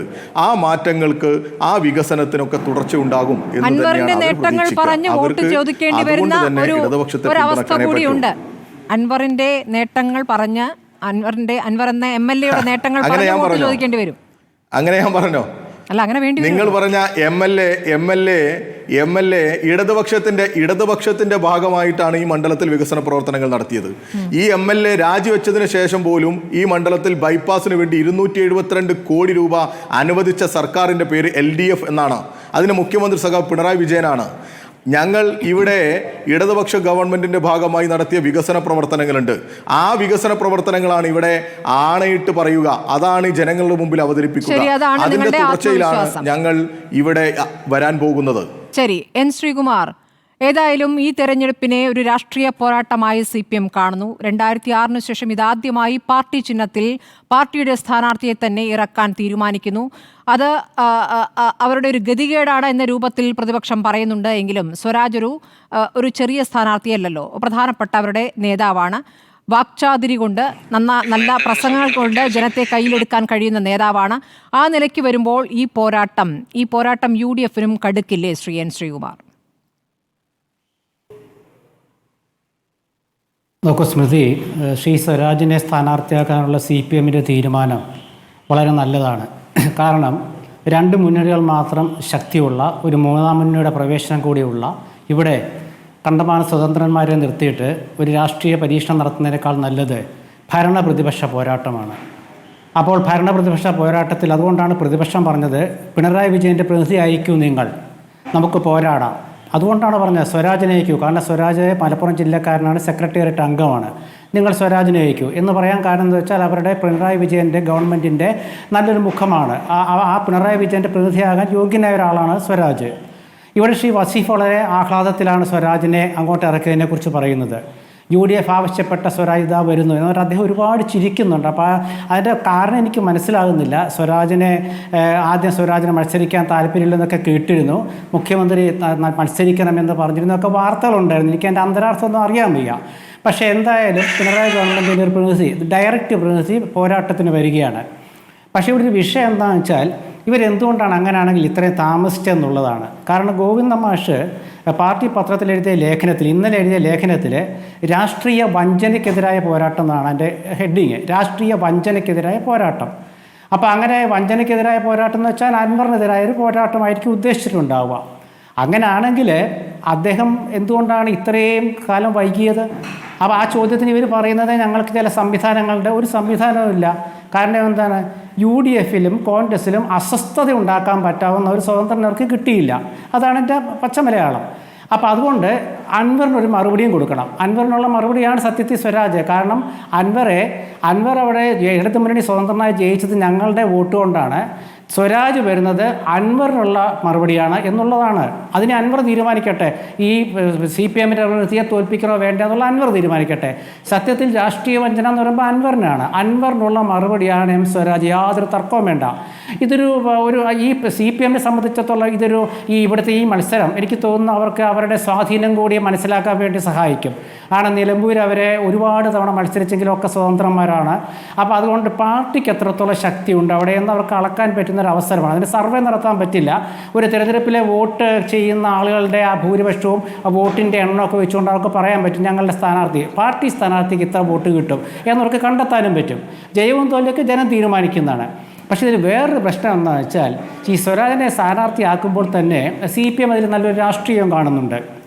മലപ്പുറം എന്ന് പറയുന്ന ആ ജില്ലയെക്കുറിച്ച് മുഖ്യമന്ത്രി നടത്തിയ പ്രസ്താവനയൊക്കെ വിവാദമായൊരു ഘട്ടമുണ്ട്. വെള്ളാപ്പള്ളി നടേശൻ നിലമ്പൂരിൽ വന്നിട്ട് അദ്ദേഹത്തിൻ്റെ സമുദായവുമായി ബന്ധപ്പെട്ട് നടത്തിയ പ്രസ്താവനകളുണ്ട്. അതുകൂടാതെ തന്നെ ഈ അൻവറിനുള്ള മറുപടിയുണ്ട്.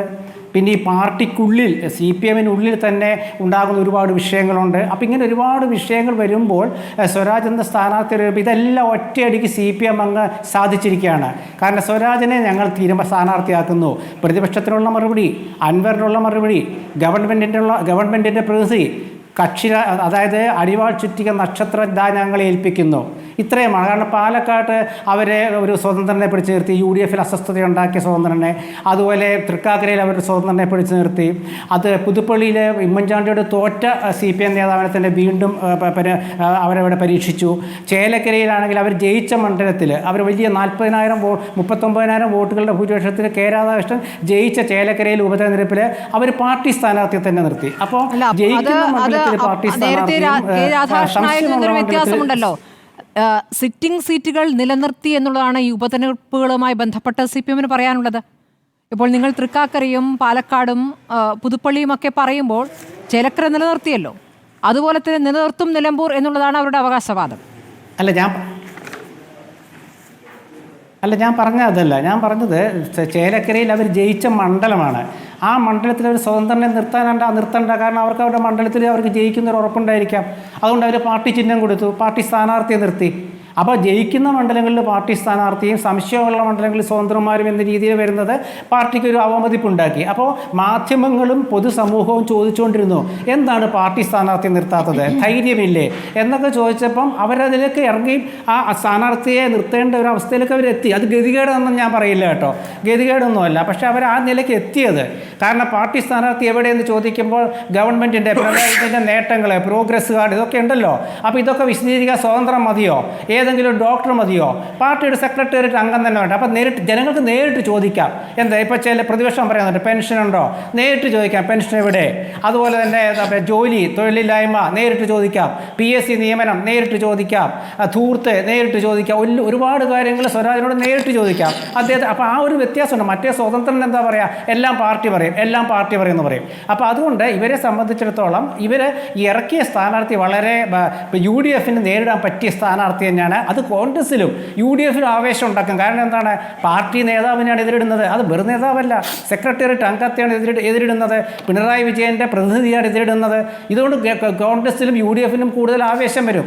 അപ്പോൾ ഈ ഒരു ഘട്ടത്തിലാണ് നമ്മൾ അൻവർ എന്ത് ചെയ്യുമെന്ന് നോക്കേണ്ടത്. അൻവറിൻ്റെ ഈ അവസ്ഥ, അതായത് അൻവറിനെ രാഷ്ട്രീയമായി ഇല്ലാതാക്കാൻ CPM പാർട്ടി സ്ഥാനാർത്ഥിയെ നിർത്തുമ്പോൾ അൻവർ എന്ത് തീരുമാനിക്കും? അൻവറും തോൽപ്പിക്കാൻ ശ്രമിക്കും പാർട്ടി സ്ഥാനാർത്ഥിയെ. അപ്പോൾ മത്സരം എന്തായാലും പോരാട്ടം. എനിക്കൊരു പക്ഷം എന്ന് പറഞ്ഞു പോയില്ലേ? അല്ല, അതാ ഞാൻ പറഞ്ഞതുകൊണ്ടാണ് അൻവറിൻ്റെ ഭാഗത്തുനിന്ന് ഒരുപാട് വീഴ്ച വന്നു. പഴയ 3 ആഴ്ച മുമ്പുള്ള അൻവർ അല്ലല്ലോ ഇപ്പം, നമുക്കറിയാമല്ലോ അത്. അതുകൊണ്ട് നമ്മൾ അൻവറിൻ്റെ ഇപ്പോൾ ഇവിടെ ചർച്ചാ വിഷയമാക്കേണ്ട. അൻവറിൻ്റെ രാഷ്ട്രീയമായ അദ്ദേഹം പുറത്ത് പറയട്ടെ, UDF-ൻ്റെ യോഗം കഴിയട്ടെ. പക്ഷേ ഇവിടെ വിഷയം എന്താണെന്ന് വെച്ചാൽ അൻവർ ഉയർത്തിക്കൊണ്ടുവന്ന രാഷ്ട്രീയമുണ്ട്. ആ രാഷ്ട്രീയം അൻവറിൻ്റെ ഭാഷയിൽ പിണറായിസം എന്നുള്ളതാണ്. ആ പിണറായിസത്തിൻ്റെ പ്രതിനിധിയായിട്ടാണല്ലോ സ്വരാജിനെ പ്രതിപക്ഷം കാണുക. അപ്പം അങ്ങനെ വരുമ്പോൾ അവിടെ ഒരു കൊണ്ടുവന്ന രാഷ്ട്രീയം അത് തന്നെയാണ് ഞങ്ങളും ഏറ്റെടുത്തിരിക്കുന്നത്. അതായത് ഈ പറഞ്ഞ പിണറായിസത്തിനെതിരെയാണ് ഞങ്ങളും പോരാടുന്നത് എന്നാണ്. അങ്ങനെ ഒരുമിച്ച് പോരാടാം എന്ന് അൻവർ പറഞ്ഞിരിക്കെ അൻവർ അങ്ങോട്ട് കത്ത് കൊടുത്ത് 5 മാസമൊക്കെ കാത്തു നിൽക്കേണ്ട ഒരു അവസ്ഥ സൃഷ്ടിച്ചതിൻ്റെ ഉത്തരവാദിത്വം കോൺഗ്രസിനല്ലേ ശ്രീകുമാർ? അതായത് അൻവറിൻ്റെ കാര്യത്തിൽ UDF ആദ്യമേ തന്നെ പറഞ്ഞിരുന്നു അൻവറിനെ അസോസിയേറ്റ് അംഗമാക്കാം. പക്ഷേ ഒരു ഉപതെരഞ്ഞെടുപ്പ് വരുമ്പോൾ, അൻവർ രാജിവെച്ച മണ്ഡലത്തിൽ ഉപതെരഞ്ഞെടുപ്പ് വരുമ്പോൾ അവിടെ UDF-ഓ കോൺഗ്രസിൻ്റെയാണ് സീറ്റ്. കോൺഗ്രസ് അവിടെ ഒരു സ്ഥാനാർത്ഥിയെ പ്രഖ്യാപിക്കുമ്പോൾ സ്ഥാനാർത്ഥി കൊള്ളരുതെന്ന് പറയുന്നത് തെറ്റാണ്. അത് സാമാന്യമായിട്ട് ആരും പറയാറില്ല. അതൊരു വിഷയം. പക്ഷേ ഇവിടെ നമ്മളിപ്പോൾ സ്ഥാനാർത്ഥികൾ വന്നതുകൊണ്ട് ഞാൻ പറയുകയാണ്, ഇപ്പോൾ ഇവിടെ BJP-ക്ക് സ്ഥാനാർത്ഥിയില്ല. അപ്പോൾ BJP-ക്ക് സ്ഥാനാർത്ഥി ഇല്ലാത്തൊരു ഘട്ടത്തിൽ സ്വരാജ് അവിടെ വരുമ്പോൾ അതും കൂടെ നമ്മൾ ആലോചിക്കേണ്ടതാണ്. BJP-യുടെ സ്ഥാനാർത്ഥി വരുമോ വരില്ലേ? ഇതൊക്കെ പാർട്ടി കണക്കാക്കിയിട്ടുണ്ട്. അതുകൊണ്ടൊക്കെയാണല്ലോ പാർട്ടി ഇത്രയും വൈകാൻ കാരണം. ഇപ്പോൾ ഗോവിന്ദ മാഷ് എഴുതിയ ഒരു ലേഖനത്തിൽ പറഞ്ഞത് ഇത് ഭരണത്തിൻ്റെ വിലയിരുത്തലിനെ കുറിച്ച് മാഷ് പറയുന്നില്ല. മാഷ് ഇത് ഭരണത്തിൻ്റെ വിലയിരുത്തലിനെ കുറിച്ചേ പറയുന്നില്ല. മാഷ് രാഷ്ട്രീയ വഞ്ചന എന്നാണ് പറയുന്നത്. അതുപോലെ മാഷോട് നേരിട്ട് പത്രലേഖകർ ചോദിച്ചു വിലയിരുത്തുമോ? അപ്പോൾ മാഷ് ഉത്തരം 8-9 വർഷം കഴിഞ്ഞിട്ട് നടക്കാൻ പോകുന്ന തെരഞ്ഞെടുപ്പിൽ എന്തോന്ന് വിലയിരുത്തൽ എന്നുള്ളതാണ്. ഇപ്പോഴല്ലേ വിലയിരുത്തേണ്ടത്, അല്ലാണ്ട് തുടക്കത്തിലല്ലല്ലോ. അപ്പോൾ സ്വരാജിന് ആ ആത്മവിശ്വാസമുണ്ട്. അല്ല തീർച്ചയായിട്ടും സ്വരാജിനെ അതാണ് UDF-ൻ്റെ ആദ്യത്തെ ഒരു തന്ത്രത്തിൻ്റെ വിജയം എന്ന് പറയുന്നത്. സ്വരാജിന് പറയാൻ പറ്റുമോ വിലയിരുത്തലല്ലാതെ? സ്വരാജ് സെക്രട്ടേറിയറ്റ് മെമ്പറല്ലേ സ്മൃതി? സ്വരാജ് പിണറായി വിജയൻ്റെ നേരിട്ടുള്ള പ്രതിനിധിയല്ലേ? ആ പ്രതിനിധിയെ പറയാൻ പറ്റുമോ വിലയിരുത്തലല്ല എന്ന്? കാരണം ഈ ഗവൺമെൻറ്റിന് വേണ്ടി ഇപ്പോൾ വസീഫ് പറയുന്നത് പോലല്ലേ സ്വരാജും ഈ പാർട്ടിക്ക് വേണ്ടിയും ഗവൺമെൻറ്റിന് വേണ്ടിയും പറഞ്ഞുകൊണ്ടിരുന്നത്. അപ്പോൾ അതുകൊണ്ടാണ് അത് പറയേണ്ടി വരുന്നത്. അപ്പോൾ ഇവിടെ വസീഫ് പറഞ്ഞിട്ടില്ല UDF-ഉം കോൺഗ്രസും ഒക്കെ ആഗ്രഹിച്ച സ്ഥാനാർത്ഥി സ്വരാജിനെ അല്ല, ആഗ്രഹിച്ച സ്ഥാനാർത്ഥി പാർട്ടി സ്ഥാനാർത്ഥിയാണ്. അത് സ്വരാജ് വരുമ്പോൾ അത് തീർച്ചയായിട്ടും UDF-ന് നല്ലതാണെന്നാണ് ഞാൻ പറയുന്നത്. മാത്രവുമല്ല ഇതിൽ പാർട്ടിയുടെ വിലയിരുത്തലിൻ്റെ കാര്യം വരും. BJP-യുടെ ഒരു നീക്കം നിർണായകമാണ്. അത് നമ്മൾ മനസ്സിലാക്കണം. എന്തുകൊണ്ടാണ് ജനുവരി 13-ന് അൻവർ രാജിവെച്ചപ്പോൾ ഗോവിന്ദ മാഷ് പറഞ്ഞത് ജനുവരി 13 മുതൽ ഇത്രയും കാലം ഞങ്ങൾ LDF സർവ്വസജ്ജരായിരുന്നു എന്നാണ് മാഷ് എഴുതിയത്. അപ്പം അങ്ങനെയാണെങ്കിൽ 5 മാസം സർവ്വസജ്ജരായ ഒരു പാർട്ടിക്ക് ഈ 30-ാം തീയതി വേണ്ടി വന്നോ സ്മൃതി? അപ്പം അതേ പറഞ്ഞ ഒരുപാട് കാര്യങ്ങൾ പാർട്ടി മനസ്സിലാക്കും. അത് എല്ലാ പാർട്ടികളും ചെയ്യും. പക്ഷേ സ്വരാജിനെ ഇറക്കിയതോടുകൂടി പാർട്ടി പലതും കണ്ടിട്ടുണ്ട്. പക്ഷെ അവിടെ ചർച്ചയാകുന്ന വിഷയം പഴയ സ്വരാജിൻ്റെ പ്രസംഗങ്ങൾ, VS ഗ്രൂപ്പുമായിട്ടുള്ള പ്രസംഗങ്ങൾ, അതുപോലെ VS-നെതിരായി നടത്തിയെന്നൊക്കെ പറയുന്ന പ്രസംഗങ്ങൾ, ഇപ്പോൾ പ്രതിപക്ഷം ഉന്നയിക്കുന്ന ക്യാപിറ്റൽ പണിഷ്മെൻറ്റ്, ഇതൊക്കെ ചർച്ചയാവതെ ചർച്ചയാവട്ടെ, നല്ല രാഷ്ട്രീയമായിട്ട്. ഈ സ്വതന്ത്രമാരെ എതിരിട്ട് നടക്കുന്നതിലും ഭേദം പരസ്പരം പോരടിക്കുന്ന 2 രാഷ്ട്രീയ കക്ഷിയുടെ പ്രതികൾ വരട്ടെ. ന്യൂനപക്ഷത്തിന് കൂടുതൽ സ്വാധീനമുള്ള അല്ലെങ്കിൽ കൂടുതൽ ന്യൂനപക്ഷമുള്ള ഒരു മണ്ഡലത്തിൽ അവിടെ ന്യൂനപക്ഷവുമായി ബന്ധപ്പെട്ട് സ്വരാജ് എടുത്തിരിക്കുന്ന നിലപാടുണ്ടല്ലോ, പ്രത്യേകിച്ച് മുസ്ലിം ന്യൂനപക്ഷവുമായി ബന്ധപ്പെട്ട് സ്വരാജ് എടുത്തിരിക്കുന്ന നിലപാട് അത് സ്വരാജിന് ഗുണം ചെയ്യില്ലേ? പ്രസംഗങ്ങൾ പറയുമ്പോൾ ആ പ്രസംഗങ്ങളല്ലേ ഏറ്റവും ഒടുവിൽ കഴിഞ്ഞ പ്രസംഗങ്ങളല്ലേ ആദ്യം കേൾക്കില്ല? ഞാൻ പറയച്ചാൽ സ്വരാജിനെ തീർച്ചയായിട്ടും സ്മൃതി സ്വരാജിനെ ഗുണം ചെയ്യാവുന്ന ഒരുപാട് ഘടകങ്ങൾ ആ പാർട്ടി കണ്ടിട്ടുണ്ടാവുമല്ലോ. ഇല്ലെന്ന് പറയാൻ പറ്റുമോ? ഒരു സ്ഥാനാർത്ഥി ഒരു പാർട്ടി നിർത്തുന്നത് തോൽക്കാനല്ലല്ലോ, ജയിക്കാനല്ലേ.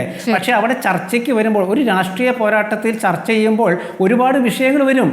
ആ വിഷയങ്ങൾ എന്തൊക്കെയാണെന്ന് നമുക്കിപ്പോൾ പറയാൻ പറ്റില്ല. ഞാൻ ഈ നിലമ്പൂർ ഉപതെരഞ്ഞെടുപ്പ് കഴിഞ്ഞ ഒരു 4-5 ദിവസമായിട്ട് ആര്യാടൻ ഷൗക്കത്ത് സ്ഥാനാർത്ഥിത്വ പര്യടനമായിട്ട് പോകുമ്പോൾ നാട് ചോദിച്ചൊരു ചോദ്യമുണ്ട്, എവിടെയാണ് CPM-ൻ്റെ സ്ഥാനാർത്ഥി, അതോ സ്വതന്ത്രനാണോ? അപ്പോൾ അവർക്ക് അവരുടെ ഉത്തരവ് ഇപ്പോൾ കൊണ്ടുവന്നു. ആ ഉത്തരമാണ് നീ അവിടെ ചർച്ച. ഇനിയിപ്പോൾ അൻവറൊക്കെ പോകുന്നു, അൻവറിൻ്റെ തീരുമാനം എടുക്കേണ്ടത് ഈ പിണറായി സത്തിന്റെ പ്രതിയായിട്ട് വന്ന ആളെ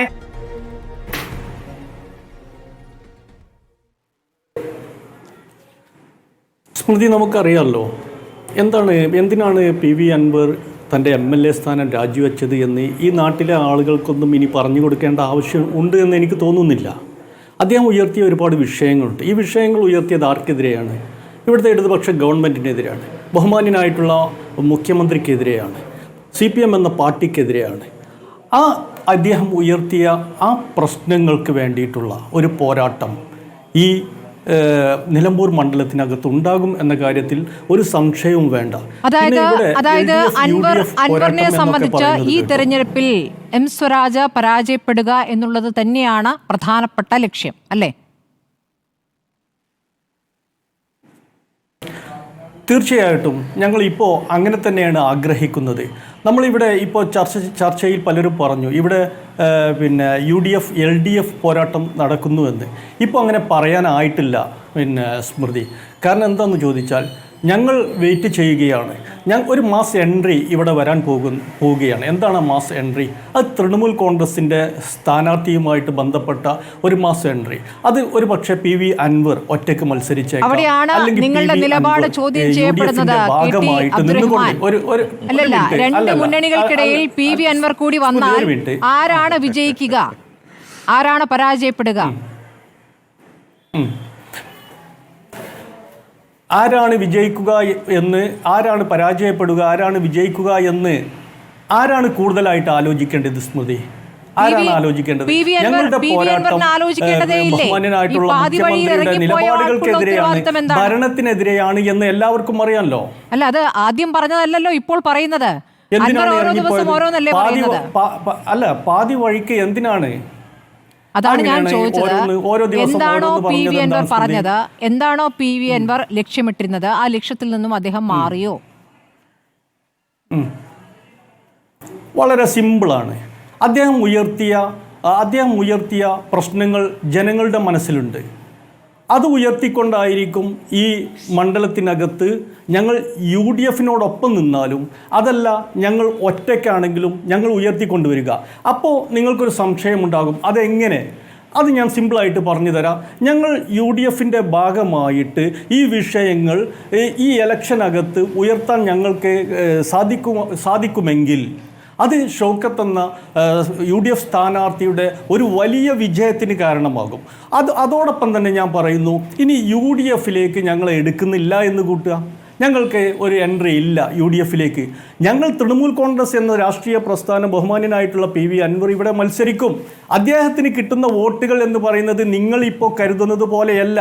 ആ സമയത്ത് ഇവിടെ LDF UDF എന്ന ഒരു മത്സരമേ ആയിരിക്കുകയില്ല. രണ്ടാം സ്ഥാനത്ത് ആര് വരണം എന്ന് അവർ തീരുമാനിക്കട്ടെ, UDFും LDFും തീരുമാനിക്കട്ടെ. നിങ്ങൾക്ക് ഈ മണ്ഡലത്തിനകത്ത് ബഹുമാന്യനായിട്ടുള്ള PV അൻവറിൻ്റെ സ്വാധീനം നിങ്ങൾ മനസ്സിലാക്കണം.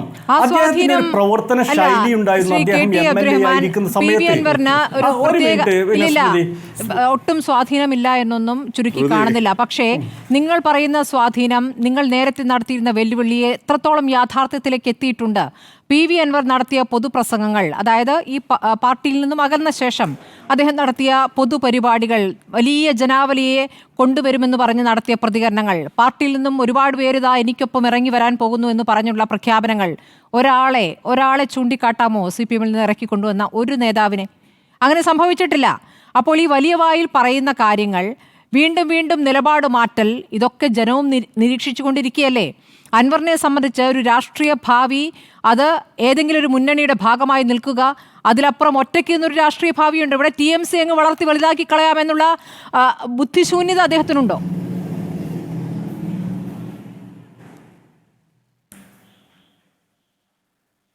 നമ്മൾ മനസ്സിലാക്കേണ്ടത് തൃണമൂൽ കോൺഗ്രസ് എന്ന രാഷ്ട്രീയ പ്രസ്ഥാനത്തെക്കുറിച്ച് നമ്മൾ അത്ര ചെറുതാക്കി കാണരുത്. ഒരു 200-ലധികം MLA-മാരുള്ള ഒരു രാഷ്ട്രീയ പ്രസ്ഥാനമാണ്. അതുപോലെ തന്നെ നമുക്കറിയാം 41 MP-മാരുള്ള ഒരു രാഷ്ട്രീയ പ്രസ്ഥാനമാണ്. എന്താ രാഷ്ട്രീയ പ്രസ്ഥാനത്ത് ഇന്ന് ഇവിടെ LDF UDF എന്ന സംവിധാനമാണല്ലോ ഉള്ളത്. നമുക്കറിയാം, ഞാൻ പച്ചയായിട്ട് പറയുകയാണെങ്കിൽ ഈ സംവിധാനങ്ങളോട് മടുത്ത ഒരുപാട് മനുഷ്യരുണ്ട്. അങ്ങനെയെങ്കിൽ കെ ടി അബ്ദുറഹ്മാൻ ചില കാര്യങ്ങൾ ചോദിക്കേണ്ടി വരും. നിങ്ങൾ TMCയുടെ ദേശീയ നിലപാടാണ് ഈ വിളിച്ചു പറയുന്നതെങ്കിൽ നിങ്ങൾ ഇന്ത്യ മുന്നണിയുടെ ഭാഗം പോലുമായിട്ടില്ല, നിങ്ങൾ ഓർക്കണം. അതായത് ഇന്ത്യ മുന്നണി എന്തിനാണ് രൂപീകരിച്ചത്? BJPക്കെതിരെ, RSSനെതിരെ ആണല്ലോ. ഇവിടെ RSS വിരുദ്ധ നിലപാട് പറഞ്ഞ് പുറത്തേക്ക് പോയ PV അൻവർ, പിണറായി വിജയനും RSSും തമ്മിൽ അവിശുദ്ധ ബന്ധം എന്ന് പറഞ്ഞ് പുറത്തേക്ക് പോയ PV അൻവർ, TMCക്ക് ഇവിടെ വലിയ നേട്ടം കൈവരിക്കുവാൻ കഴിയുമെന്ന് പറയുമ്പോൾ ആ TMCയുടെ ദേശീയ നിലപാട് എന്താണ്? നിർണായക സന്ദർഭങ്ങളിൽ എപ്പോഴൊക്കെയാണ് മമത മൗനം പാലിച്ചിട്ടുള്ളത്? മോദിക്കെതിരെ ഒരു പോരാട്ടമാക്കിയത് ആർക്കെതിരെയാണ് പോരാടിക്കൊണ്ടിരിക്കുന്നത്? ചില ഘട്ടങ്ങളിൽ ഒറ്റയ്ക്കൊറ്റയ്ക്കൊക്കെ പറയുന്നുണ്ട്. ഇപ്പോൾ സിന്ദൂരം, ബാക്കിയുള്ള സ്ത്രീകൾക്ക് സിന്ദൂരം ഇടാൻ മോദി വരണ്ട എന്നുള്ള പ്രയോഗമൊക്കെ, പ്രതികരണമൊക്കെ മമത നടത്തിയിട്ടുണ്ട്. അങ്ങനെ വെറുതെ പ്രസംഗിച്ചു പോയിട്ട് കാര്യമില്ലല്ലോ. ഒരു മുന്നണി എന്ന നിലയ്ക്ക് എത്രത്തോളം അവർ ഐക്യപ്പെട്ടിട്ടുണ്ട്? ഒരു പൊതു നിലപാടിനൊപ്പം എത്രത്തോളം ഉറച്ചു നിന്നിട്ടുണ്ട്? അങ്ങനെ നോക്കുമ്പോൾ അങ്ങനെയാണ് PV അൻവർ എന്ന് കരുതാം. ഒരു പൊതു നിലപാടിനൊപ്പം ഉറച്ചു നിൽക്കാതെ ഒറ്റയ്ക്ക് അങ്ങ് നിന്ന് കളയാൻ തീരുമാനിക്കും. കേരളത്തിൽ അത് എത്രത്തോളം നടക്കും? ശ്രീ KT അബ്ദുറഹ്മാൻ, നിങ്ങൾ ഏത് ലോകത്താണ്?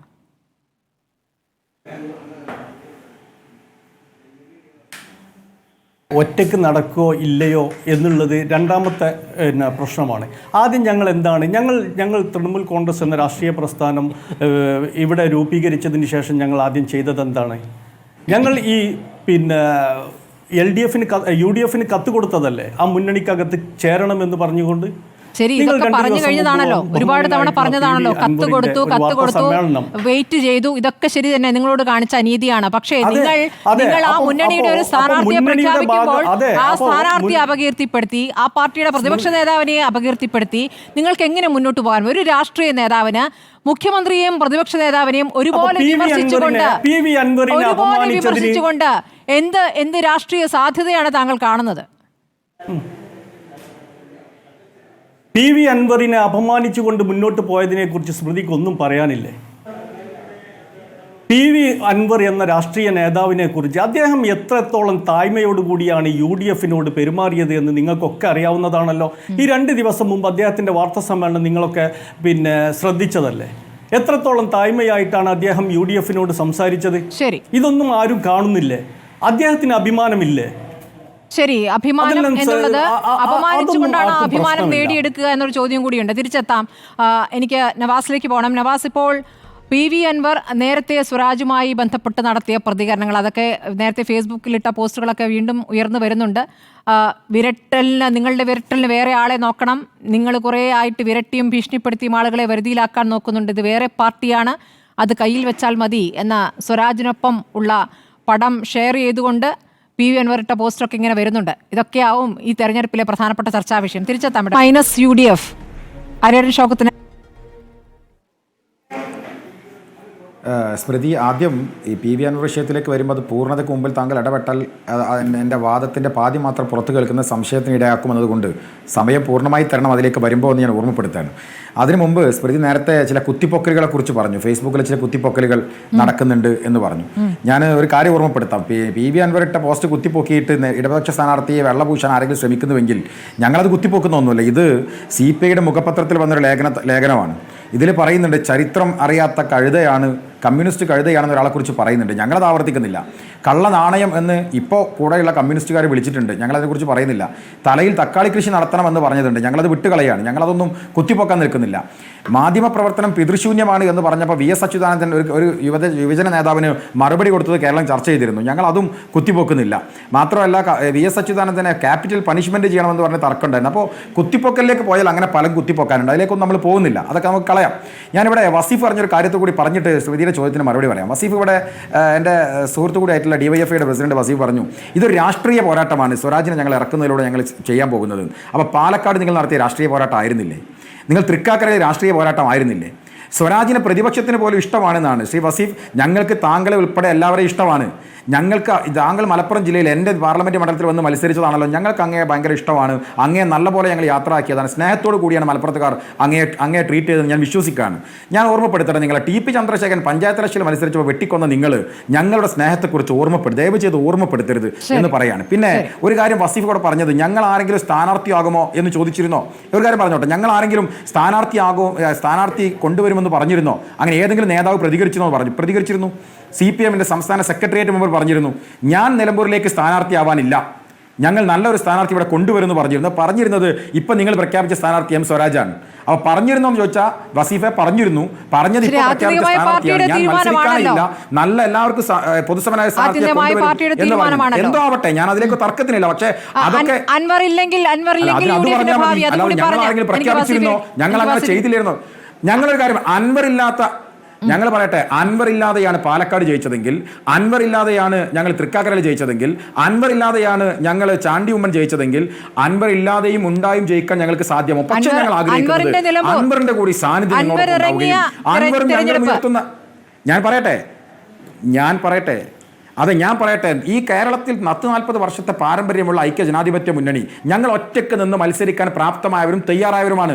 നിലമ്പൂർ മാത്രമല്ലല്ലോ, ഞങ്ങൾ പിണറായി വിജയനെതിരെ UDF മത്സരിച്ചിട്ട് നിലമ്പൂർ എന്താ പ്രത്യേകത? പക്ഷെ ഒരു കാര്യം ഞങ്ങൾ പറയുന്നത്, ഈ സർക്കാരിനെതിരെയുള്ള കോമൺ കോസ് ഉണ്ട് എന്നതുകൊണ്ട് ഞങ്ങൾ ഉയർത്തുന്നതും അൻവർ ഉയർത്തുന്നതും ഒരു കോമൺ കോസ് ആയതുകൊണ്ട് അൻവർ ഞങ്ങളുടെ കൂടെ ഉണ്ടാകണം, തൃണമൂൽ കോൺഗ്രസ് ഞങ്ങളുടെ കൂടെ ഉണ്ടാകണം. ഞങ്ങൾ അതിയായി ആഗ്രഹിക്കുന്നു, ഒരുമിച്ച് ഒരു പോരാട്ടം ഉണ്ടാകണം ആഗ്രഹിക്കുന്നു. ഞാനൊരു കാര്യം സ്ത്രീ നേരത്തെ പറഞ്ഞ ഒരു തെറ്റ് ഞങ്ങൾ തിരുത്തുകയാണ്. അൻവർ ഉയർത്തിയ ഒരു കാര്യത്തെ ഞങ്ങൾ ഏറ്റെടുത്തതല്ല. ഞങ്ങൾ 8.25 കൊല്ലമായി ഞങ്ങൾ ഉയർത്തിയ ഒരു വിഷയം അൻവറിന് ബോധ്യപ്പെട്ടപ്പോൾ മാന്യമായും അദ്ദേഹം അത് ഉപേക്ഷിച്ച് വരാൻ തയ്യാറായതാണ്. അല്ലാതെ അൻവർ ഉപേക്ഷിച്ച് വന്നപ്പോൾ UDF അത് ഏറ്റെടുത്തുന്ന വാദം ശരിയല്ല എന്ന് കൂടി കൂട്ടിച്ചേർത്തു. ശരി, വസീഫ് മറുപടി പറയാം. നിങ്ങളിപ്പോഴും അൻവറിന്റെ പോസ്റ്റുകൾ കുത്തിയിളക്കേണ്ട അവസ്ഥയാണോ നിങ്ങൾക്കുള്ളതെന്നുള്ള ചോദ്യം. സ്വരാജ് എത്ര വോട്ടിന്റെ ഭൂരിപക്ഷത്തിന് ജയിക്കും ഇപ്പോൾ പറയാം? ഇവിടെ ആരുടെയും പോസ്റ്റൊന്നും ഞങ്ങൾ കുത്തിപ്പൊക്കുന്നില്ല. ഇപ്പോൾ നേരത്തെ പറഞ്ഞതുപോലെ പറയുകയാണെങ്കിൽ പാണക്കാട്ടെ തങ്ങളെക്കുറിച്ച് ഇവരിപ്പോൾ പറയുന്ന സ്ഥാനാർത്ഥി ഉണ്ടല്ലോ, ഇവിടെ മത്സരിക്കുന്ന കോൺഗ്രസിൻ്റെ സ്ഥാനാർത്ഥി, എത്ര വൃത്തികെട്ട ഭാഷയിലാണ് പറഞ്ഞത്. അദ്ദേഹത്തിൻ്റെ തുപ്പലളക്കണം എന്ന് പറഞ്ഞ ആളല്ലേ ഇവർ? അവിടെ അന്വേഷണം നടത്തണമെന്ന് പറഞ്ഞ് വാശി പിടിച്ച ആളല്ലേ ഇവർ? എന്നിട്ട് തിരിച്ചെന്തൊക്കെ മുസ്ലിം ലീഗുകാർ ഇയാളെക്കുറിച്ച് പറഞ്ഞിട്ടുണ്ട്. മുസ്ലിം ലീഗിൻ്റെ നേതാവ് പറഞ്ഞിട്ടില്ലേ ഒരു ചൊറിയനാണെന്നല്ലേ പറഞ്ഞത്? ഒക്കെ മറന്നുപോയോ? അപ്പോൾ അതൊന്നും പറഞ്ഞ് ഇങ്ങോട്ട് വരല്ലേ. പിന്നെ നിങ്ങൾ തോൽപ്പിച്ചതിൻ്റെയൊക്കെ കണക്ക് പറയുന്നു. നിങ്ങളുടെ നേതാവ് സാക്ഷാൽ PK കുഞ്ഞാലിക്കുട്ടിയെ സ്വന്തം തട്ടകത്തിൽ നിങ്ങളിൽ നിന്ന് ആള് ഞങ്ങളിലേക്ക് വന്ന് മലർത്തി അടിച്ചിട്ടുണ്ട്, ഓർമ്മയില്ലേ? എന്നിട്ട് അവിടുന്ന് ഓടി രക്ഷപ്പെട്ടതാ. അന്ന് അതുപോലെ തന്നെ നിങ്ങളുടെ അഖിലേന്ത്യാ ജനറൽ സെക്രട്ടറി ആയിരുന്ന PT മുഹമ്മദ് ബഷീർ അവിടെ ഇടപെടല്ലേ സുഹൃത്തെ, അസ്വസ്ഥനാവില്ലേ?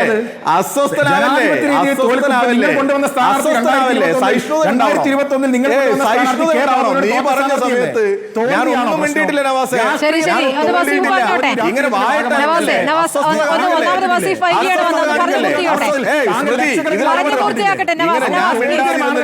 ഞാൻ മിണ്ടാതിരുന്നിട്ട് കുറഞ്ഞ സമയം അവിടെ പോലും ഇങ്ങനെ അസ്വസ്ഥനാവല്ലേ?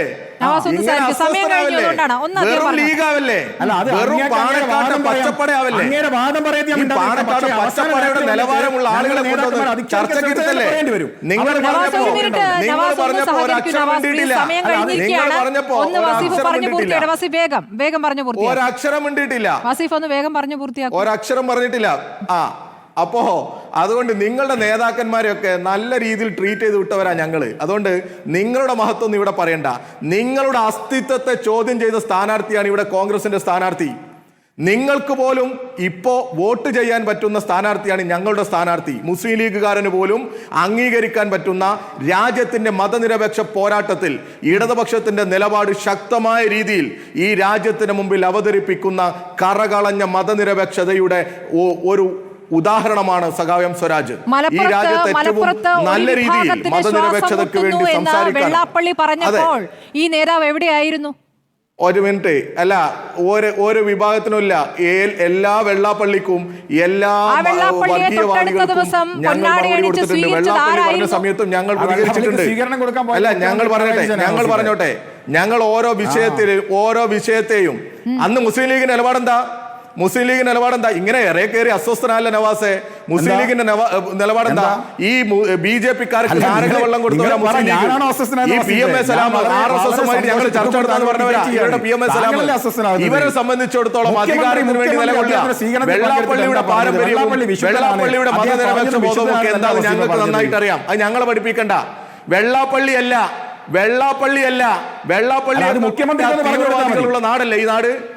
അവിടെ തീവ്രവാദ നിലപാട് പറയുന്നവരല്ലേ നിങ്ങൾ? ആണോ? വെള്ളാപ്പള്ളി തീവ്രവാദി വർഗീയ എന്ന് പറഞ്ഞ വെള്ളാപ്പള്ളിയെ തൊട്ടടുത്ത ദിവസം വാനോളം പുകഴ്ത്തിയതാരായിരുന്നു കേരളം കണ്ടതാണ് ദിവസം. എന്റെ പ്രശ്നത്തിൽ വെള്ളാപ്പള്ളി പ്രതിനിധാനം ചെയ്യുന്നത് അങ്ങനെയാണോ? വെള്ളാപ്പള്ളി തീവ്രവാദിയാണോ? വെള്ളാപ്പള്ളി പ്രതിനിധാനം ചെയ്യുന്നത് SNDP-യാണ്. നിങ്ങൾ RSS-നാണ് വെള്ളം കൊടുത്തത്, നാരങ്ങ വെള്ളം കൊടുത്തത്. ശരി. RSS-ന് നാരങ്ങ വെള്ളം കൊടുത്തത്. നാരങ്ങ വെള്ളവും വെള്ളാപ്പള്ളിയുടെ പ്രസംഗവും പിണറായി വിജയന്റെ പ്രസംഗവും മലപ്പുറം പരാമർശവും എല്ലാം അങ്ങ് ചൂട് പിടിക്കും. നിലമ്പൂരങ്ങ് ചൂട് പിടിക്കുകയാണ്. അതിന്റെ തുടക്കമാണ് ഇപ്പോൾ കാണുന്നത്. ഇനിയുണ്ടല്ലോ ദിവസങ്ങൾ, നമുക്ക് ഇനിയും ദിവസങ്ങളുണ്ട് 19-ാം തീയതി വരെ. അപ്പോൾ നമുക്ക് വീണ്ടും ചർച്ചകൾ തുടരാം. വളരെ നന്ദി Wasif, PK Nawaz, KT Abdurahman, N Sreekumar ചർച്ചയിൽ പങ്കെടുത്തതിന്.